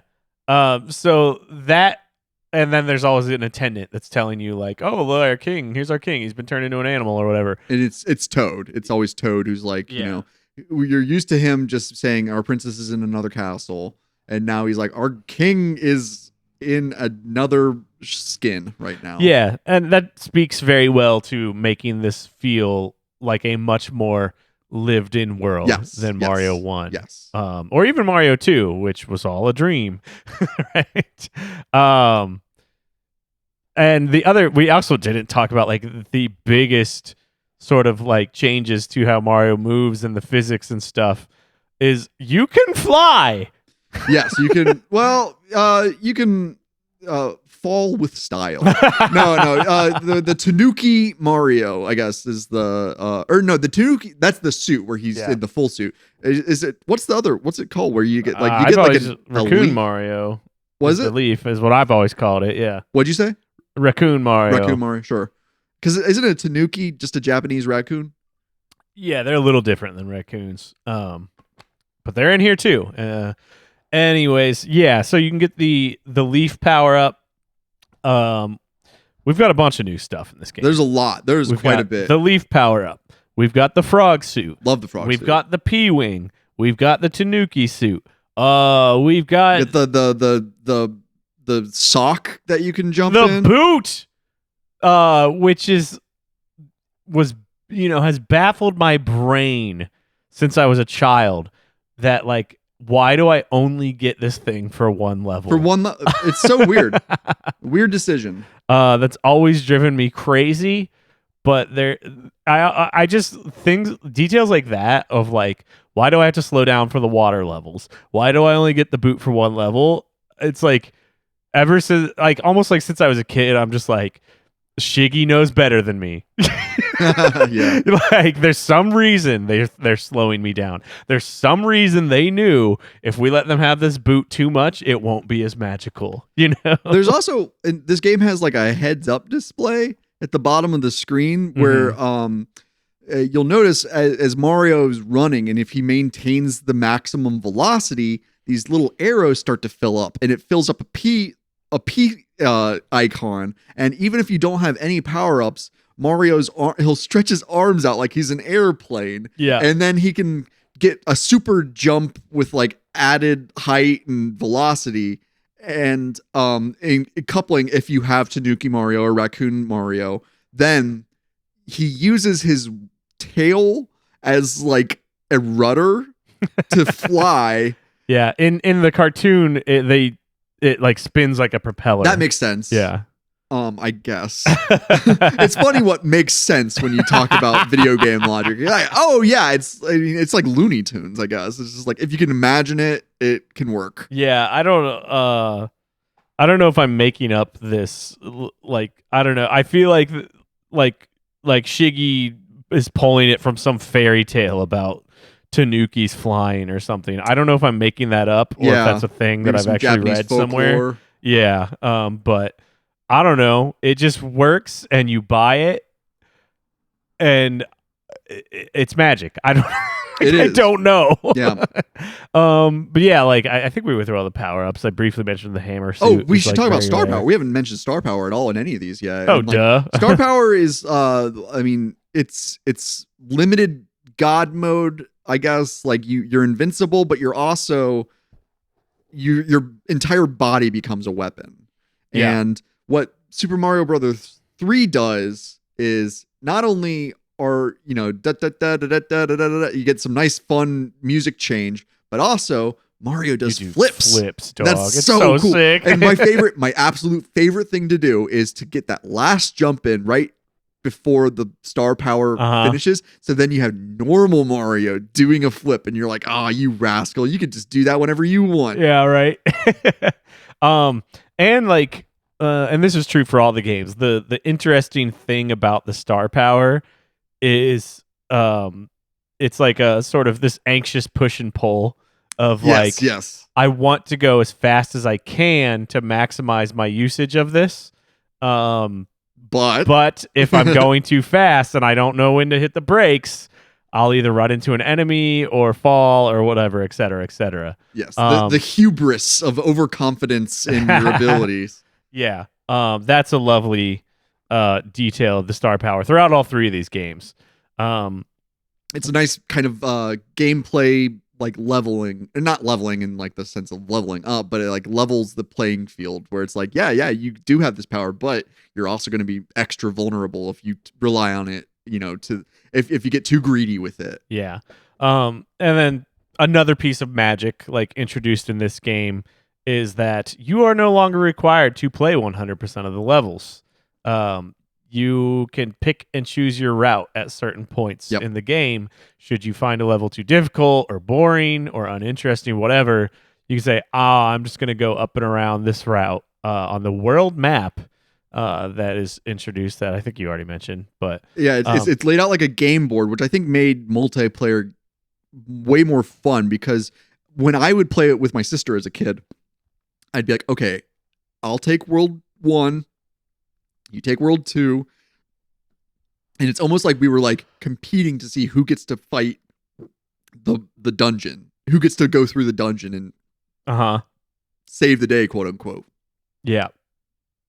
There's and there's also now it's not an item shop, but it's like there's another little mini game where you go to a toadstool hut, and there's 3 chests that you can choose from, and I don't know if it's randomized for every game, but and there's 3 different items. Usually, like the worst thing you can get is a mushroom, and the best thing you can get would be like a pea wing, which gives you unlimited flight for the game. The which pea is wing, dude. And like that's also when you beat a level, Peach or Toadstool will give you one as a reward. It's almost like you've done the level and here's your reward. And it's just like a nice overpowered, I think it's like, its intended use was like, oh yeah, save this for the airship battles. Like you can or dodge just the level you're stuck on. Yeah. That was another sort of brilliant tool that allows players to continue exploring. Is the P-Wing is sort of the like cheat your way vertically through the level. The cloud, I guess, is what the other item is. Is that where you can just like you could just go past a level? Yeah, and without defeating it. And you have to like weirdly strategize how to use it, because it'll let you pass the level once, but if you fail the next thing, you'll rewind to a specific place, which will usually rewind you past the level you skipped, and you have no longer skipped it. But there's other way, like, so you can strategize it of like, oh, I'm going to skip the level and then beat a Hammer Bro before I try the new level that I don't know how hard it is, because Hammer Bros are usually about equal difficulty, and you can beat them or whatever. Yeah. And if you beat a Hammer Bro and lose the next level, you'll rewind to where the Hammer Bro was. Instead of before the level. There's music boxes that put the Hammer Bros to sleep in case that's the part you find too hard, I guess. So like they're definitely encouraging players to like explore a little bit, like stretch a little past the limits of like their current skill level and just see like a little further than where they've made it so far. It makes the challenge fun and not just punishing. It gives you a little agency. As a child gamer, like you're like, oh, I'm feeling empowered with my decisions right now, and I'm being rewarded for my efforts, or I am suffering the consequences of my overestimation of my ability. Yeah. And then there's also like both in stage and overworld secrets that are, once again, they're not new to the series, but the way that they're implemented in the game feels so fresh that they feel new and different. Yeah. Like I'm thinking most specifically, we already talked with the wizard about like the warp whistle in the first castle. Yeah. is California. is like that's something that is like a process of sort of brute force discovery of if you haven't seen The Wizard and you don't have Nintendo Power and your parents won't pay you to call the 1-900 chat line. Wait, did you ever actually call that number? No. For the Nintendo hotline? Yeah, me neither. I just knew that was the job for me. Yeah, but that's something like you have to really explore all over. And then there's the overworld secrets of things like you get a hammer from the Hammer Brothers in World War II. Jesus Christ. Brains cooked. Ooh, that'd be fun. Mario. Well, I guess Mario goes Oh no, he's an Italian. Mario marches on France. Anyway, what was it? The hammer. It's a me, Mussolini. So you get the hammer and you try to use it and it does nothing. So the only way to use it is up against very specific rocks in the overworld. Yes. Which reveal even cooler secrets. Which is, I think, pulled straight from Zelda 2, where one of the items you can pick is a hammer that helps you clear a rock obstacle. Yeah. And I think it's like this game is at its best in World 2 where you get that hammer and you discover like, oh, I can break this rock and this map keeps going. And yeah. The possibilities feel infinite at that point of what this game could be hiding. And then on top of that, when you do go there, do you get a warp whistle in the World 2 rock You can get area? 2 warp whistles in the first world. I know that. Because there's the other one where you can, I think, is it World 1? Like World 1, Level 1, where you can... Maybe 1, 2. I don't know. You crouch on the white platform and you go behind the settings. Yeah. And that was also an incredible... I was like, oh my God, there's depth. Yeah. Like, I don't remember how I discovered like crouching behind the white blocks is a thing, but it was... Again, it's like I discovered that so early on in life, it just feels like it was embedded in my DNA. Oh yeah. You know? But the other cool thing about like this little secret area of World 2, when you use the hammer, is you're deep in this dry desert, you haven't seen a drop of water, and you get a frog suit. Yeah. Yeah.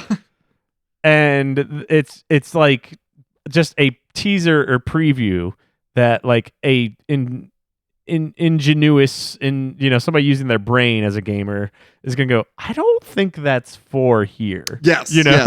Like you're gonna have this premonition of like, I think I'm supposed to save this, and then as soon as you beat the final level, the airship of World 2, you transport to this world where you see water everywhere. Yes. And not a drop to drink. Yeah. and you go, oh, because the frog suit increases your swim ability. Yeah. Like so that you're not slowed down in the water. And it actually makes topside traversal more difficult because Mario is hopping along instead of his, trademark run. Yeah, and so it's like if you use it wrong, it's one of the few items it's like you can absolutely use this at the wrong time in the wrong place. I think that's just one of the most sort of like exciting, what are the possibilities of this game and this world, like experiences I've had in video games. So love that. This game also introduces I already complained about like the Boom Boom as the sub boss, the only sub boss. Yeah. But we vary the end world bosses with the Koopa Kids are introduced and have been with us ever since. They got their little magic wands that shoot little circles at you. Yeah, so if you're playing as a by the rules player, unlike me, and you don't just rewind when you die, they could be a bit frustrating to learn because they all have different like attack styles as you fight your way all the way through this floating airship and finally get there. Maybe you have a single mushroom power up to figure them out, but if you die on them, do you go all the way back to the beginning of the airship every time? I don't well, remember. what happens if you die on the airship? Not only do you get ejected from that I level, forgot, yeah. but then the airship moves across the board, and if you didn't complete certain levels, you'll have to beat them before you can get back to the airship. So it's this whole. I mean, it's genius. Like it turns like what could just be like static, like, oh yes, level 1-4, here is the dungeon, and now I have beat the dungeon, or I have. If I didn't beat the dungeon, I'll just start it over again. But in this case, it's like, no, dude, you've got some work to do to get back to there. It's like falling out of like, it's like falling out of the divine beast. And then like, like, I mean, with those games, like, Breath of the Wild, like they're very kind and they don't make you do the whole, onboarding mission again, but it kind of it disambiguates that. It makes it feel like that with Mario 3. Oh my gosh, it's so funny that my play style made me literally completely forget about that, and like, because what you a big did let deal yourself that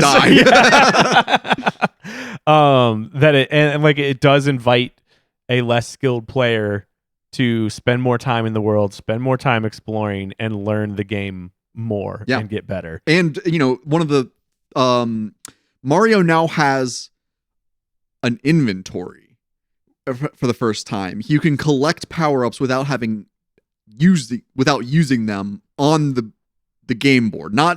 It's not like you're playing through a level, you pick up a mushroom. It doesn't just go into your inventory like a bomb would for Link if he finds it in Zelda. It's more just that, like, if Mario finds an item during gameplay, he uses it. But if you find it off of the levels in the world map, then you can store them up. And I think one of the reasons for the airship, like moving course and like forcing you to kind of traverse the rest of the map, is like that gives you some opportunities to perhaps stock up on some items that could assist you in that next attempt on the airship.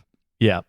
And then should you make it back to the Koopa Kid and bonk them on the head 3 times. Thrice must thy bonk him. Then you will turn the king back into a human.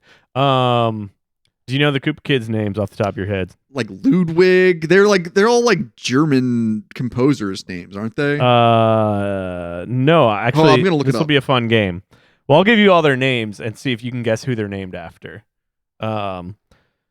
Let me just read them all first. Yeah. Larry, Morton, Wendy, Iggy, Roy, Lemmy, Ludwig. Okay. So Iggy Ludwig Pop is obvious. Lemmy from Motorhead. Lemmy Kilmeister. Ludwig von Beethoven. Yeah. I missed the other ones. Larry. This one I actually don't remember. I don't remember Larry and Morton actually. Larry Nasser? I'll have to look that up. Shoot. But we've got Roy. Who's Roy named after? You remember that one? Roy. Think about what he looks like. He's the one with the glasses. I'm blanking. Roy Orbison. Aw. So they're all named after famous musicians. Yeah, but my favorite is do you know who Wendy's named after? Well, it says her full name is Wendy O. Koopa. Right. Wendy O. Yes. What she's named after. Who's that? Wendy O. Williams, who I thought was I was thinking of the band X, but apparently the Plasmatics.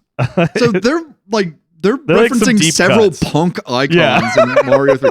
Like Iggy Pop, well, I mean, sure, he was like, this is what, 1993 when this game came out? So, at that point, Iggy Pop was not as dangerous as he used to be. That's very funny though. I never made those connections. Yeah.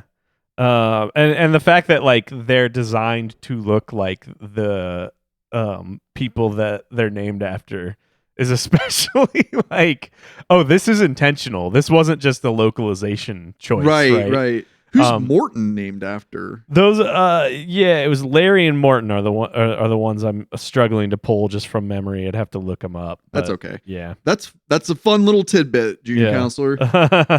And also Mario 3 introduced a huge roster of new enemies to the formula. We've got all the same ones from part 1. Not all of them from part 2 or as a part of it, but I mean, we've got the Goombas and the Koopas and the Paracoopas, and we still have I think the fish are still called Cheep Cheeps, but then we've also got Big Bertha, the big fish. Oh, that goddamn fish. She as a character in the movie. I'm so excited for you to watch the movie, Josh. Oh, we get Big Bertha in the movie? Somewhat, yes. I mean, good Lord. I mean, there's a lot more environmental enemies as well. Like, instead of just having the cannons that shoot bullet bills, they have the quartet cannon that shoots in 4 different directions. Like, it turns Mario into a bullet hell game during the airship I love those levels. moments. I love that. And like, even as a kid, my goal was to jump on as many cannonballs as I could, because we haven't mentioned that these are games that keep scores that, and like, if you've listened through any of our other episodes where like the concept of scores comes up, like, I don't give a damn about scores in video games. That is just not where I'm at. But it's just one of those little functions that like makes it that much more like an incentive to do the best, because like some people do care about scores, and the only time I care about scores is at arcades, where I can then put my name on the wall of fame or whatever it is. Right. But we've in terms of enemies, we've also got, not only do we have Hammer Brothers coming back from the first one, we've got Boomerang Brothers and like Fireball Spitting Brothers. There's well, okay, I want to talk about my favorite world. I don't remember what number it is, but the giant world. I thought that was when everything is gigantic in Mario 3. Oh my God. The big world is like, there's so many moments in this game that are like, no game has surprised and delighted me with so little flourish as Mario 3 did. Yeah. If that makes sense. Yeah. All they had to do was increase the size of their characters, and it turned into a whole different experience. Like, it's like Gulliver's Travels. And I feel like that's what this game is kind of like capturing, is that feeling of like going through these weird worlds with all these weird inhabitants as like this like impartial, like neutral, or at least, lawful like character. And it's like, Mario is not going through these worlds to destroy these places. He's going through them to save somebody. And as a result, like, he ends up having to square off against not only the monsters that inhabit these worlds, but like the worlds themselves are trying to kill you. And that is such a cool idea for an adventure, where, I mean, it's tale as old as time, I guess, just like you're going into the cave, you're exploring the subterranean depths of this world that you know and love, and now you're seeing it for what it really is when the lights go out. And like, that's a magical experience that, like, I mean, the concept of video games made available to experience for the first time. Aside from like Dungeons and Dragons, or just the magic of literature. But being able to do it in something where I'm, I feel I'm very literally connected to this little character on the screen is fresh in that regard. Quick loop back to the Koopa Kids. I was able to Larry, most likely named after Larry King. Okay. And Morton named after this is actually somebody I'm not super familiar with, Morton Downey Jr., who Robert Downey Jr.'s father? No. Or no, that would be Robert Downey. Right. His grandfather? No, it's apparently like I think like a conservative talk host, like a early, like a contemporary to like Rush Limbaugh. What's going on, Nintendo? What's going on? Those ones are a little less confirmed, but that's the most likely thing I was able to come up with. Does Larry Koopa have like the glasses? Well, that's the thing, because I think Larry Koopa does actually look a little like Larry King, if he's the one I'm thinking of. I'm just gonna quickly look him up here. Oh no, he's not the one with the glasses, so I have no idea. I think he's just sort of a generic, whatever. Anyways, back to this game. What a weird game. Yeah, I wanted to talk about the fact that a lot of people's sort of I don't know if, like frustration's the right word, but like something introduced to the Mario series that I think you can find very mixed split reviews on is the introduction of the ghost house is what most people attribute like this style of gameplay to, where it's extremely puzzle based and not Yes. almost not at all movement based, is actually introduced in like the mid level castle levels in Yeah. Mario 3 a lot. Not a lot more. It just is the first introduced here. I was just watching on like my gameplay, the one in like the first Castle in World 3 is like pick a door. And that is a update and variation on what we saw in Mario 1, Yeah. right? But this is where it becomes like, oh no, you really do have to like solve something in the space. Like there's one that very much frustrated me later in the game where I actually ran out of time a couple times because I couldn't remember what to do. I want to say it's probably in World 7, which is like my biggest critique of the game is most of Yes. World 7. I was hanging out with you for Yeah. that one, and boy howdy. World 7's not a lot of fun compared to the rest of the game. But there's the castle where like first you have to find a POW block in the middle of all these blocks where the Mhm. whole room's made of blocks. Needle in a haystack. Yes, well said. Then you have to get a raccoon tail. Then you have to guess that this empty room you keep getting dropped in, maybe there's a pipe at the top of the screen. Yeah, Like I remember this. when I first got up there, I was like, there's like it was still kind of in my memory, but I was like, this can't be right. This is way too hidden to be right. So there's a few moments in the game where they went just a little too far with like how hidden things are that you have to do to progress. That's like one of my few critiques that I have. I don't have I really don't have many other critiques of this game. For sure. It's same as everything else. When you force me to slow down, I get a little frustrated. But again, like I trust Shigeru knows better than me that if you just gave me candy the whole time, I'd get bored or something. Yeah. I think this is where Mario games also allowed you to bounce off of enemies Mhm. and to gain momentum. And I watch a lot of like those like custom Mario maps that people make that are like impossible Mhm. unless you know what to do. Yeah. And that became like a core function of those games where it's like you need to have the right velocity to hit the enemy so that you can gain enough air or at least maintain loftiness enough so that you can progress to the next area.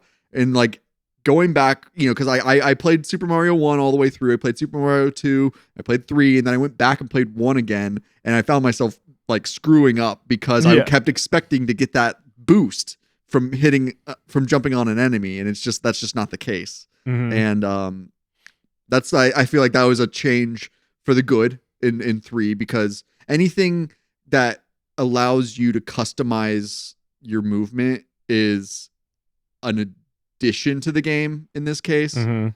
And I really I don't know how you could go back to not having that as a function. Yeah, I think bringing that up in comparison to Mario 1 and the fact that like those levels, I usually see them referred to as Kaizo levels. Kaizo levels. Okay. Yeah, named after the blocks that are meant for people who have perfected the physics. And yeah, like you're saying, they're like pixel perfect, frame perfect jumps and routes and stuff. That you don't see those made for Mario 1 because the movement is just not as much fun. They're usually Mario 3 or Super Mario World. What I do see for Super Mario 1 for those types of levels is and it's like I'm watching it, I'm like, this is just programming. Like this is just like this is how circuitry works. Like you set chains of events into motion that it's then like a race against the clock with very little movement available besides left and right, and like enemies will come at you and you'll have like one opportunity to jump over them or to dodge or to attack them. Mhm. It's always very like, I mean, it's always like tight corridors with very little room for exploration. Oh, no exploration. It's all just survival. Yeah. I should show you some of the most fascinating ones I've seen are Mario Maker levels where people make it's an extremely difficult Kaizo level like we're talking about, but then it's also a music level. It's you kind of have to see it to get it and believe it, where what the way Mario Maker works is depending on like what objects you place and like where you place them vertically in the screen, you can make it so that as Mario moves through it, it plays different pitches with different timbres and stuff. Interesting. And so people make levels where you have to perform all these, the Kaizo level, but then it's playing a song that like by movie it's baffling. I'll show you one or two like when we wrap this up, but that's to speak to just like what these games are now. Yeah. Like Mario Maker is such a fascinating tool.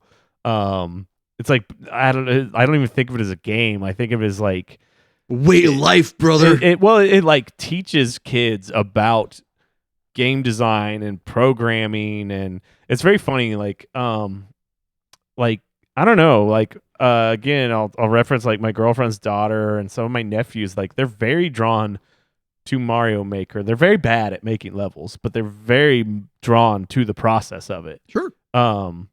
And they always want to be like, I want to make a level that's impossible for Josh to beat. Yeah. And their way of doing it is to just drop 1 billion enemies down. Yeah. And so I will just like take a power up and then like iframe my way through all the enemies, and they're like, oh, like because they just don't fully understand the physics and the programming of Mario. Sure. They think enemies are where the difficulty comes from and not like the environment, which is very fascinating. That reminds me of like Doom levels as well, where it's like it's not the enemies necessarily. A lot of the times what kills you is like the environmental like hazards or like traps that are set. Yeah, that's an interesting like way to like see how the youth are they're like co-opting this like 40-year-old like franchise and like what they see in it and versus what we who have been playing it since it came out like seeing it. It's an interesting little comparison of generational because then it's fun to have them then play like I've made a few like I'll call them Kaizo light levels because they're not quite like what you'll see online, but like they are like, oh, you have to hit this almost frame perfect jump is like those are the kinds of levels I enjoyed making when I was making levels. And they'll be like, they'll just get to the first jump, and be like, I don't get it. I'll be like, hey, I could beat it. It's online. You can't put it online unless you beat it, so it's doable. Anyway. Oh, really? You can't load it unless you can beat it? Yeah, that's like the rules of Mario or Mario Maker is it doesn't. You have to do a clear check of your level before it'll upload. That's cool. So there's nothing. Everything that you can play online on their servers is like it's beatable. And people will do like real trolly stuff. Sure. Of like make something that looks impossible, but like all you had to do was like jump it up through some hidden thing right at the beginning of the level or something, Anyway, that's enough Mario Maker. What else do we want to say about Mario 3? Well, this is where it took all of the movement and like the joy of free like reign in a level, but then it added like an adventure aspect to it, very much on par. I'll keep referencing The Legend of Zelda because these two franchises are Nintendo's like bread and butter one's the bread, one's the butter, honestly. Like the Mario is the bread, Zelda is the butter. Yeah. And now they've toasted it, and there's a little bit of jelly, and I'm actually just I think I'm just hungry right now. Yeah, I don't know. I again, it's this is tied in the top 3 for me of greatest Mario games. And I also put Mario 2D platformers among my greatest games of all time. For sure. So do with that information what you will. I guarantee every single person listening to this has at least played one Mario game.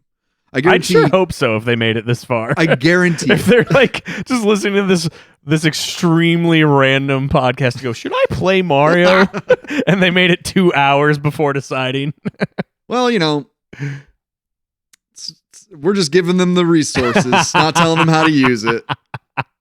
But anyway, what was that statement you were making? Oh, it's just, it was like if somebody plays it or something. Nobody has played a video game without having played a Mario game at some point in their life, unless they're like living in a cage where they're only allowed to play, Tetris, which actually that would be a nice kind of hell for me. Yeah. I mean, like, Mario games are one of the few games that like, if my partner is like sitting with us while we're playing, like she'll occasionally be like, okay, hand me the controller. Let me try. It's like, and most other games, she's like, maybe she'll be like, oh, it looks pretty, it sounds pretty, but like she won't want to engage with it. Oh, that's what Mario. I mean, Mario like took video games and made it into a honed like skill set. It's not just like, oh yeah, I'm good at video games because I have a good reaction time. It's like, no, I'm good at Mario because I understand the mechanics, and I've like taken what they've offered, and I've found a way to like wire my brain so that I can instantly make what I want happen on screen. Yeah, that's about all I got on Mario 3. It's fantastic. Go play it if you haven't played it in a long time. We could actually wrap by talking about, since I played emulators with all kinds of shaders and color settings. You played the I played the Switch Online versions. We can just briefly discuss what's the what between them.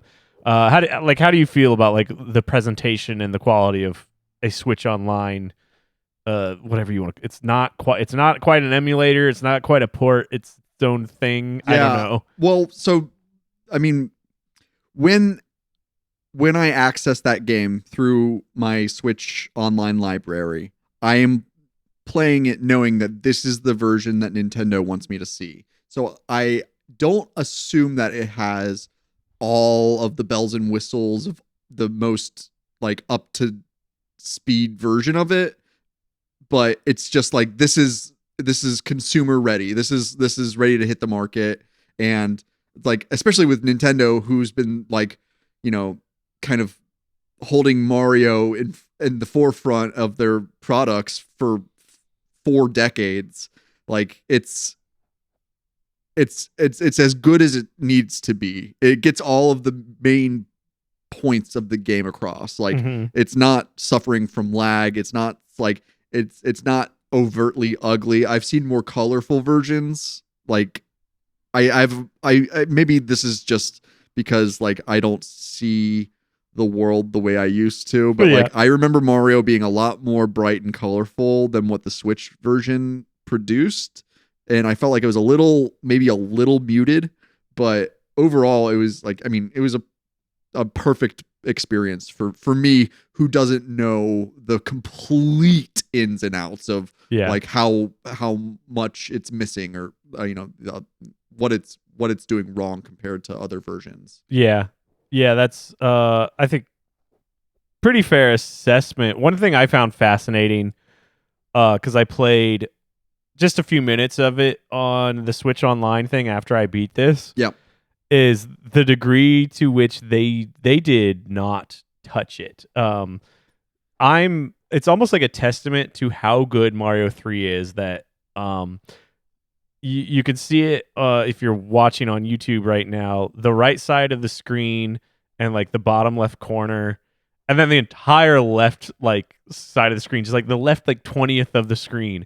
There's just constant visual jank, Yeah, just flooding in and out. It's so strange. That when I was playing through my ROM of it, I was like, is this like an emulation problem? And that's part of why I went back to the Switch and like, nope, they just left it all in. Yeah. That's just how good Mario 3 is otherwise, that you could have this much just visual slop going on. And it's like, I had no memory of it until I revisited it with all my, obsessively nerdy, gatekeepy video gamer late 30s wisdom. I'd never noticed just how bad the buggy visual jank in this game is. It's a little visually noisy on the borders there. Yeah. So I noticed that it's like very authentic. But I play with it's an attempt to make it look like a CRT. Yeah. And I did notice that, like, I don't know, I felt my footage was a lot more and it's, I don't know, it just looks better to me. I would say it's more charming. Yes. There's some like degree of life pulled out of those like perfect, like pixel perfect on your LED screen, whatever you call it, emulations of the games.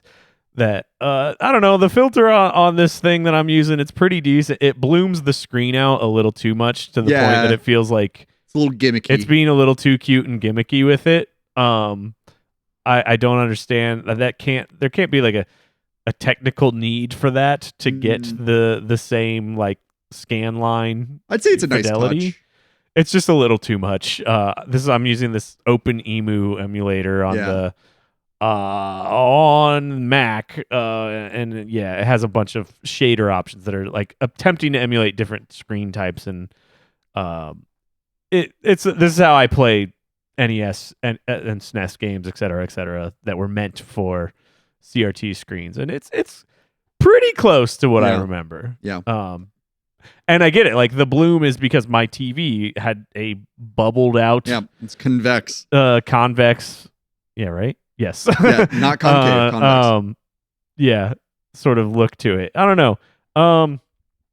And we already talked about like the controls are a little wonky on an emulation, so I don't know. Maybe this is my cue to get a Mister, like I was saying earlier. Maybe I'll get one of those and we can review it someday. That's a good idea. They're like $500 or so. The only reason I haven't is because I'm just like, I feel like I just want the complete library archive of every game I would ever want to possibly have on it before I go through the process of buying and building one.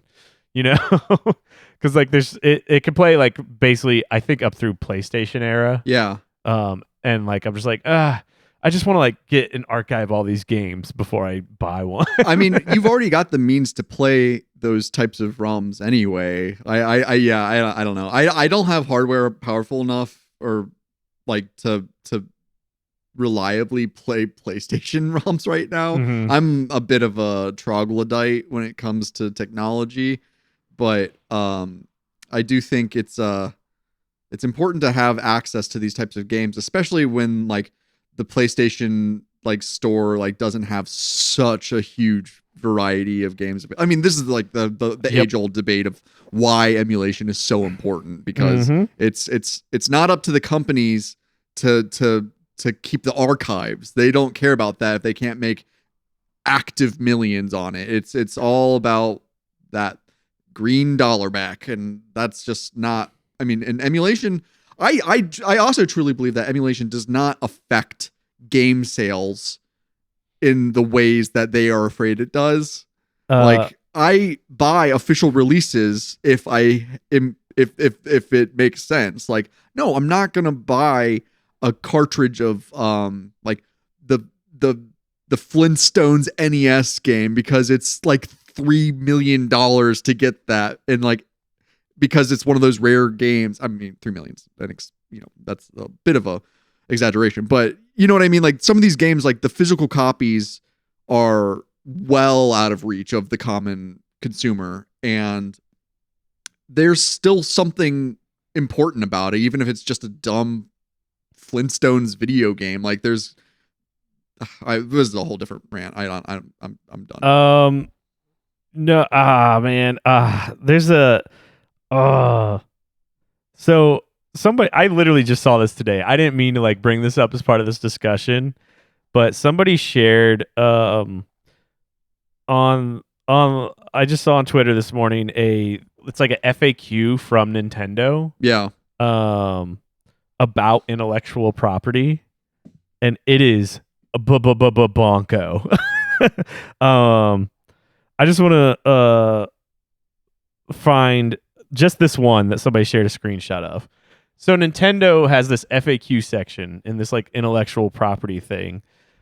One of the questions is basically what you were just saying. So Nintendo decided this is a frequently asked question we should address. People making Nintendo emulators and Nintendo ROMs are helping publishers by making old games available that are no longer being sold by the copyright owner. This does not hurt anyone and allows gamers to play old favorites. What's the problem? Mm-hmm. That's Nintendo's phrasing of the question. Yeah. Their response, the problem is that it's illegal. And then there's this whole other paragraph where why is marijuana bad? Because it's illegal. But like the rest of the paragraph goes on to explain, like, as if you would be on their side on this. Sure. It goes on to explain, like, well, the purpose of intellectual property is so that if we decide there is more profit to be squeezed out of that IP, we get to revive it and do it. And if you're emulating it and people already have it, we make less profit. But if we choose, we make that decision in the future. I mean, this is why with our talk of the NES World Championship, the Nintendo World Championship NES edition, like that was the whole thesis, is like, this is why Nintendo is cracking down on emulation, is because they want to have they're like, no one is like chomping at the bit to buy an official release of Ice Climbers.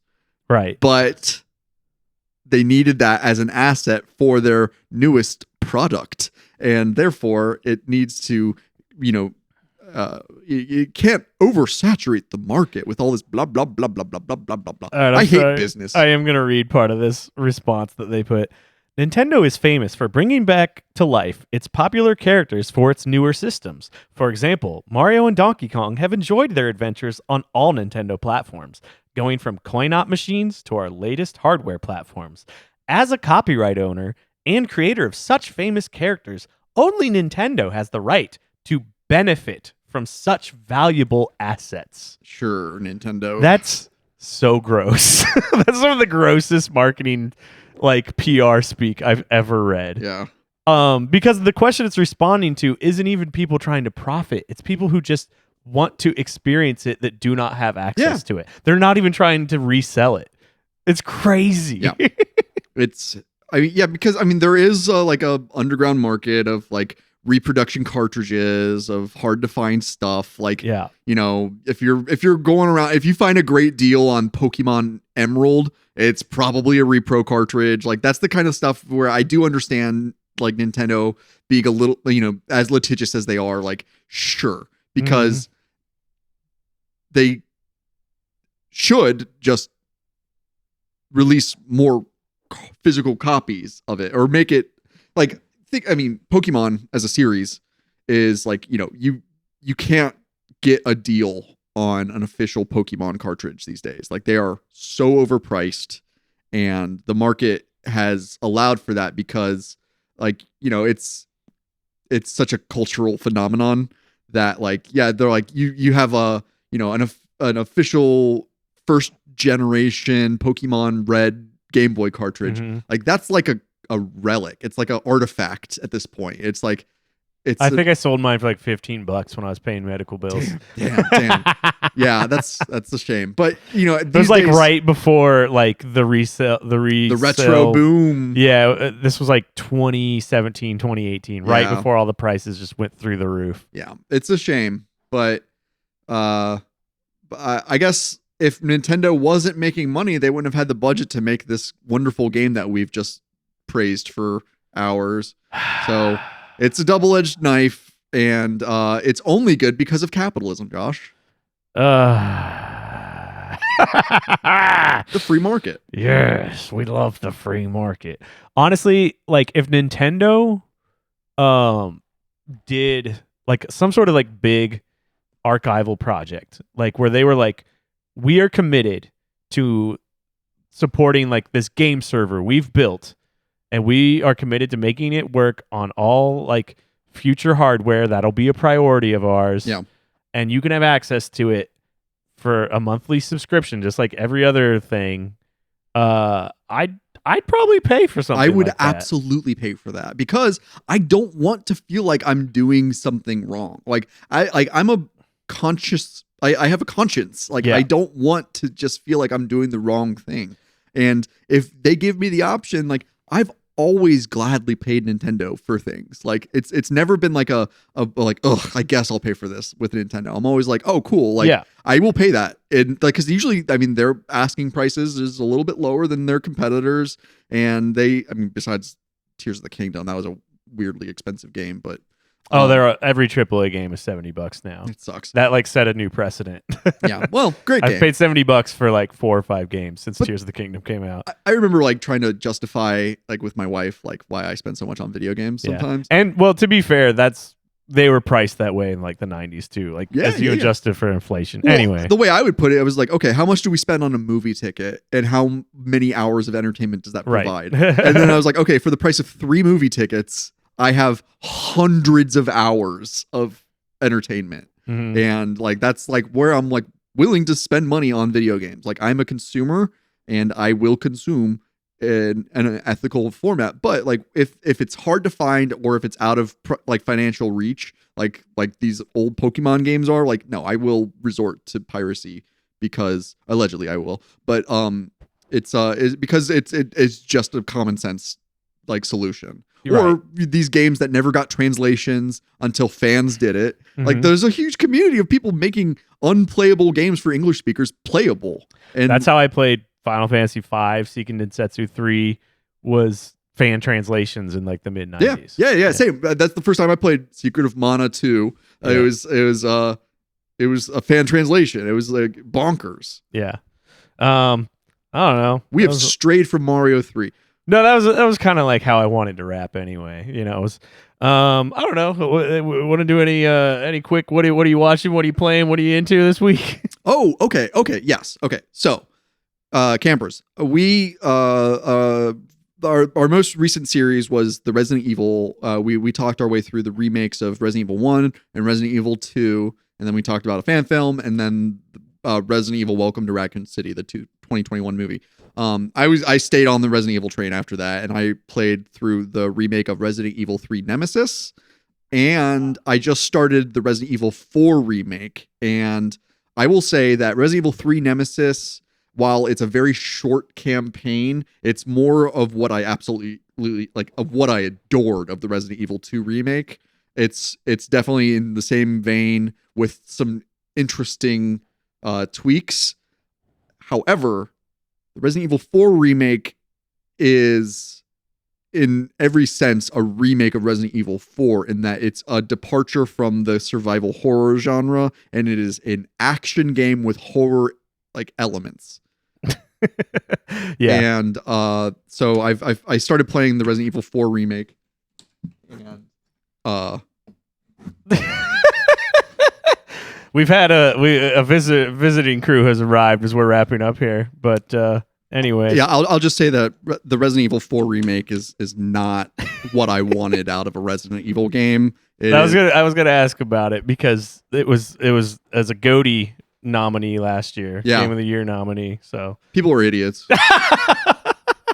I'm just gonna briefly say that I'm currently deeply Megalopolis and Metaphor Refantasio brained. And since this one's already run long, I'm going to see if I can save that for next week when I've played more of Metaphor, et cetera, et cetera. Because it just came out this weekend as we're recording this, but this episode won't come out for like a month. So Anyway, I'll be still thinking about it. Check out the Carl's Manager extended review of Megalopolis. That too. Yes, I'm very Megalopolis brained. Anyway, we'll wrap there. And campers, that's it for this week. Thanks for tuning in. Now it's time to tune out. Yes, and if you want to prep for next week, go check out what was it, 93's Mario Brothers movie? That's right, buddy. Yeah, let's do it. I'm stoked. I'm diving in, baby. Show me them weird tiny headed Goombas on human bodies. Oh man, it's or whatever they are. Yeah, I'm excited for that. All right, thanks, campers. Bye. If you'd like to write to us, send a message to campvideogames@gmail.com and follow us on Instagram @campvideogames. If you want to become a real happy camper, you can support Camp Video Games on Patreon. For $5 a month, you'll be granted access to even more discussions about movie-based video games, game-based movies, full-length commentaries, playthroughs, and more. Whether you sign up or not, we're glad to have you here at Camp Video Games.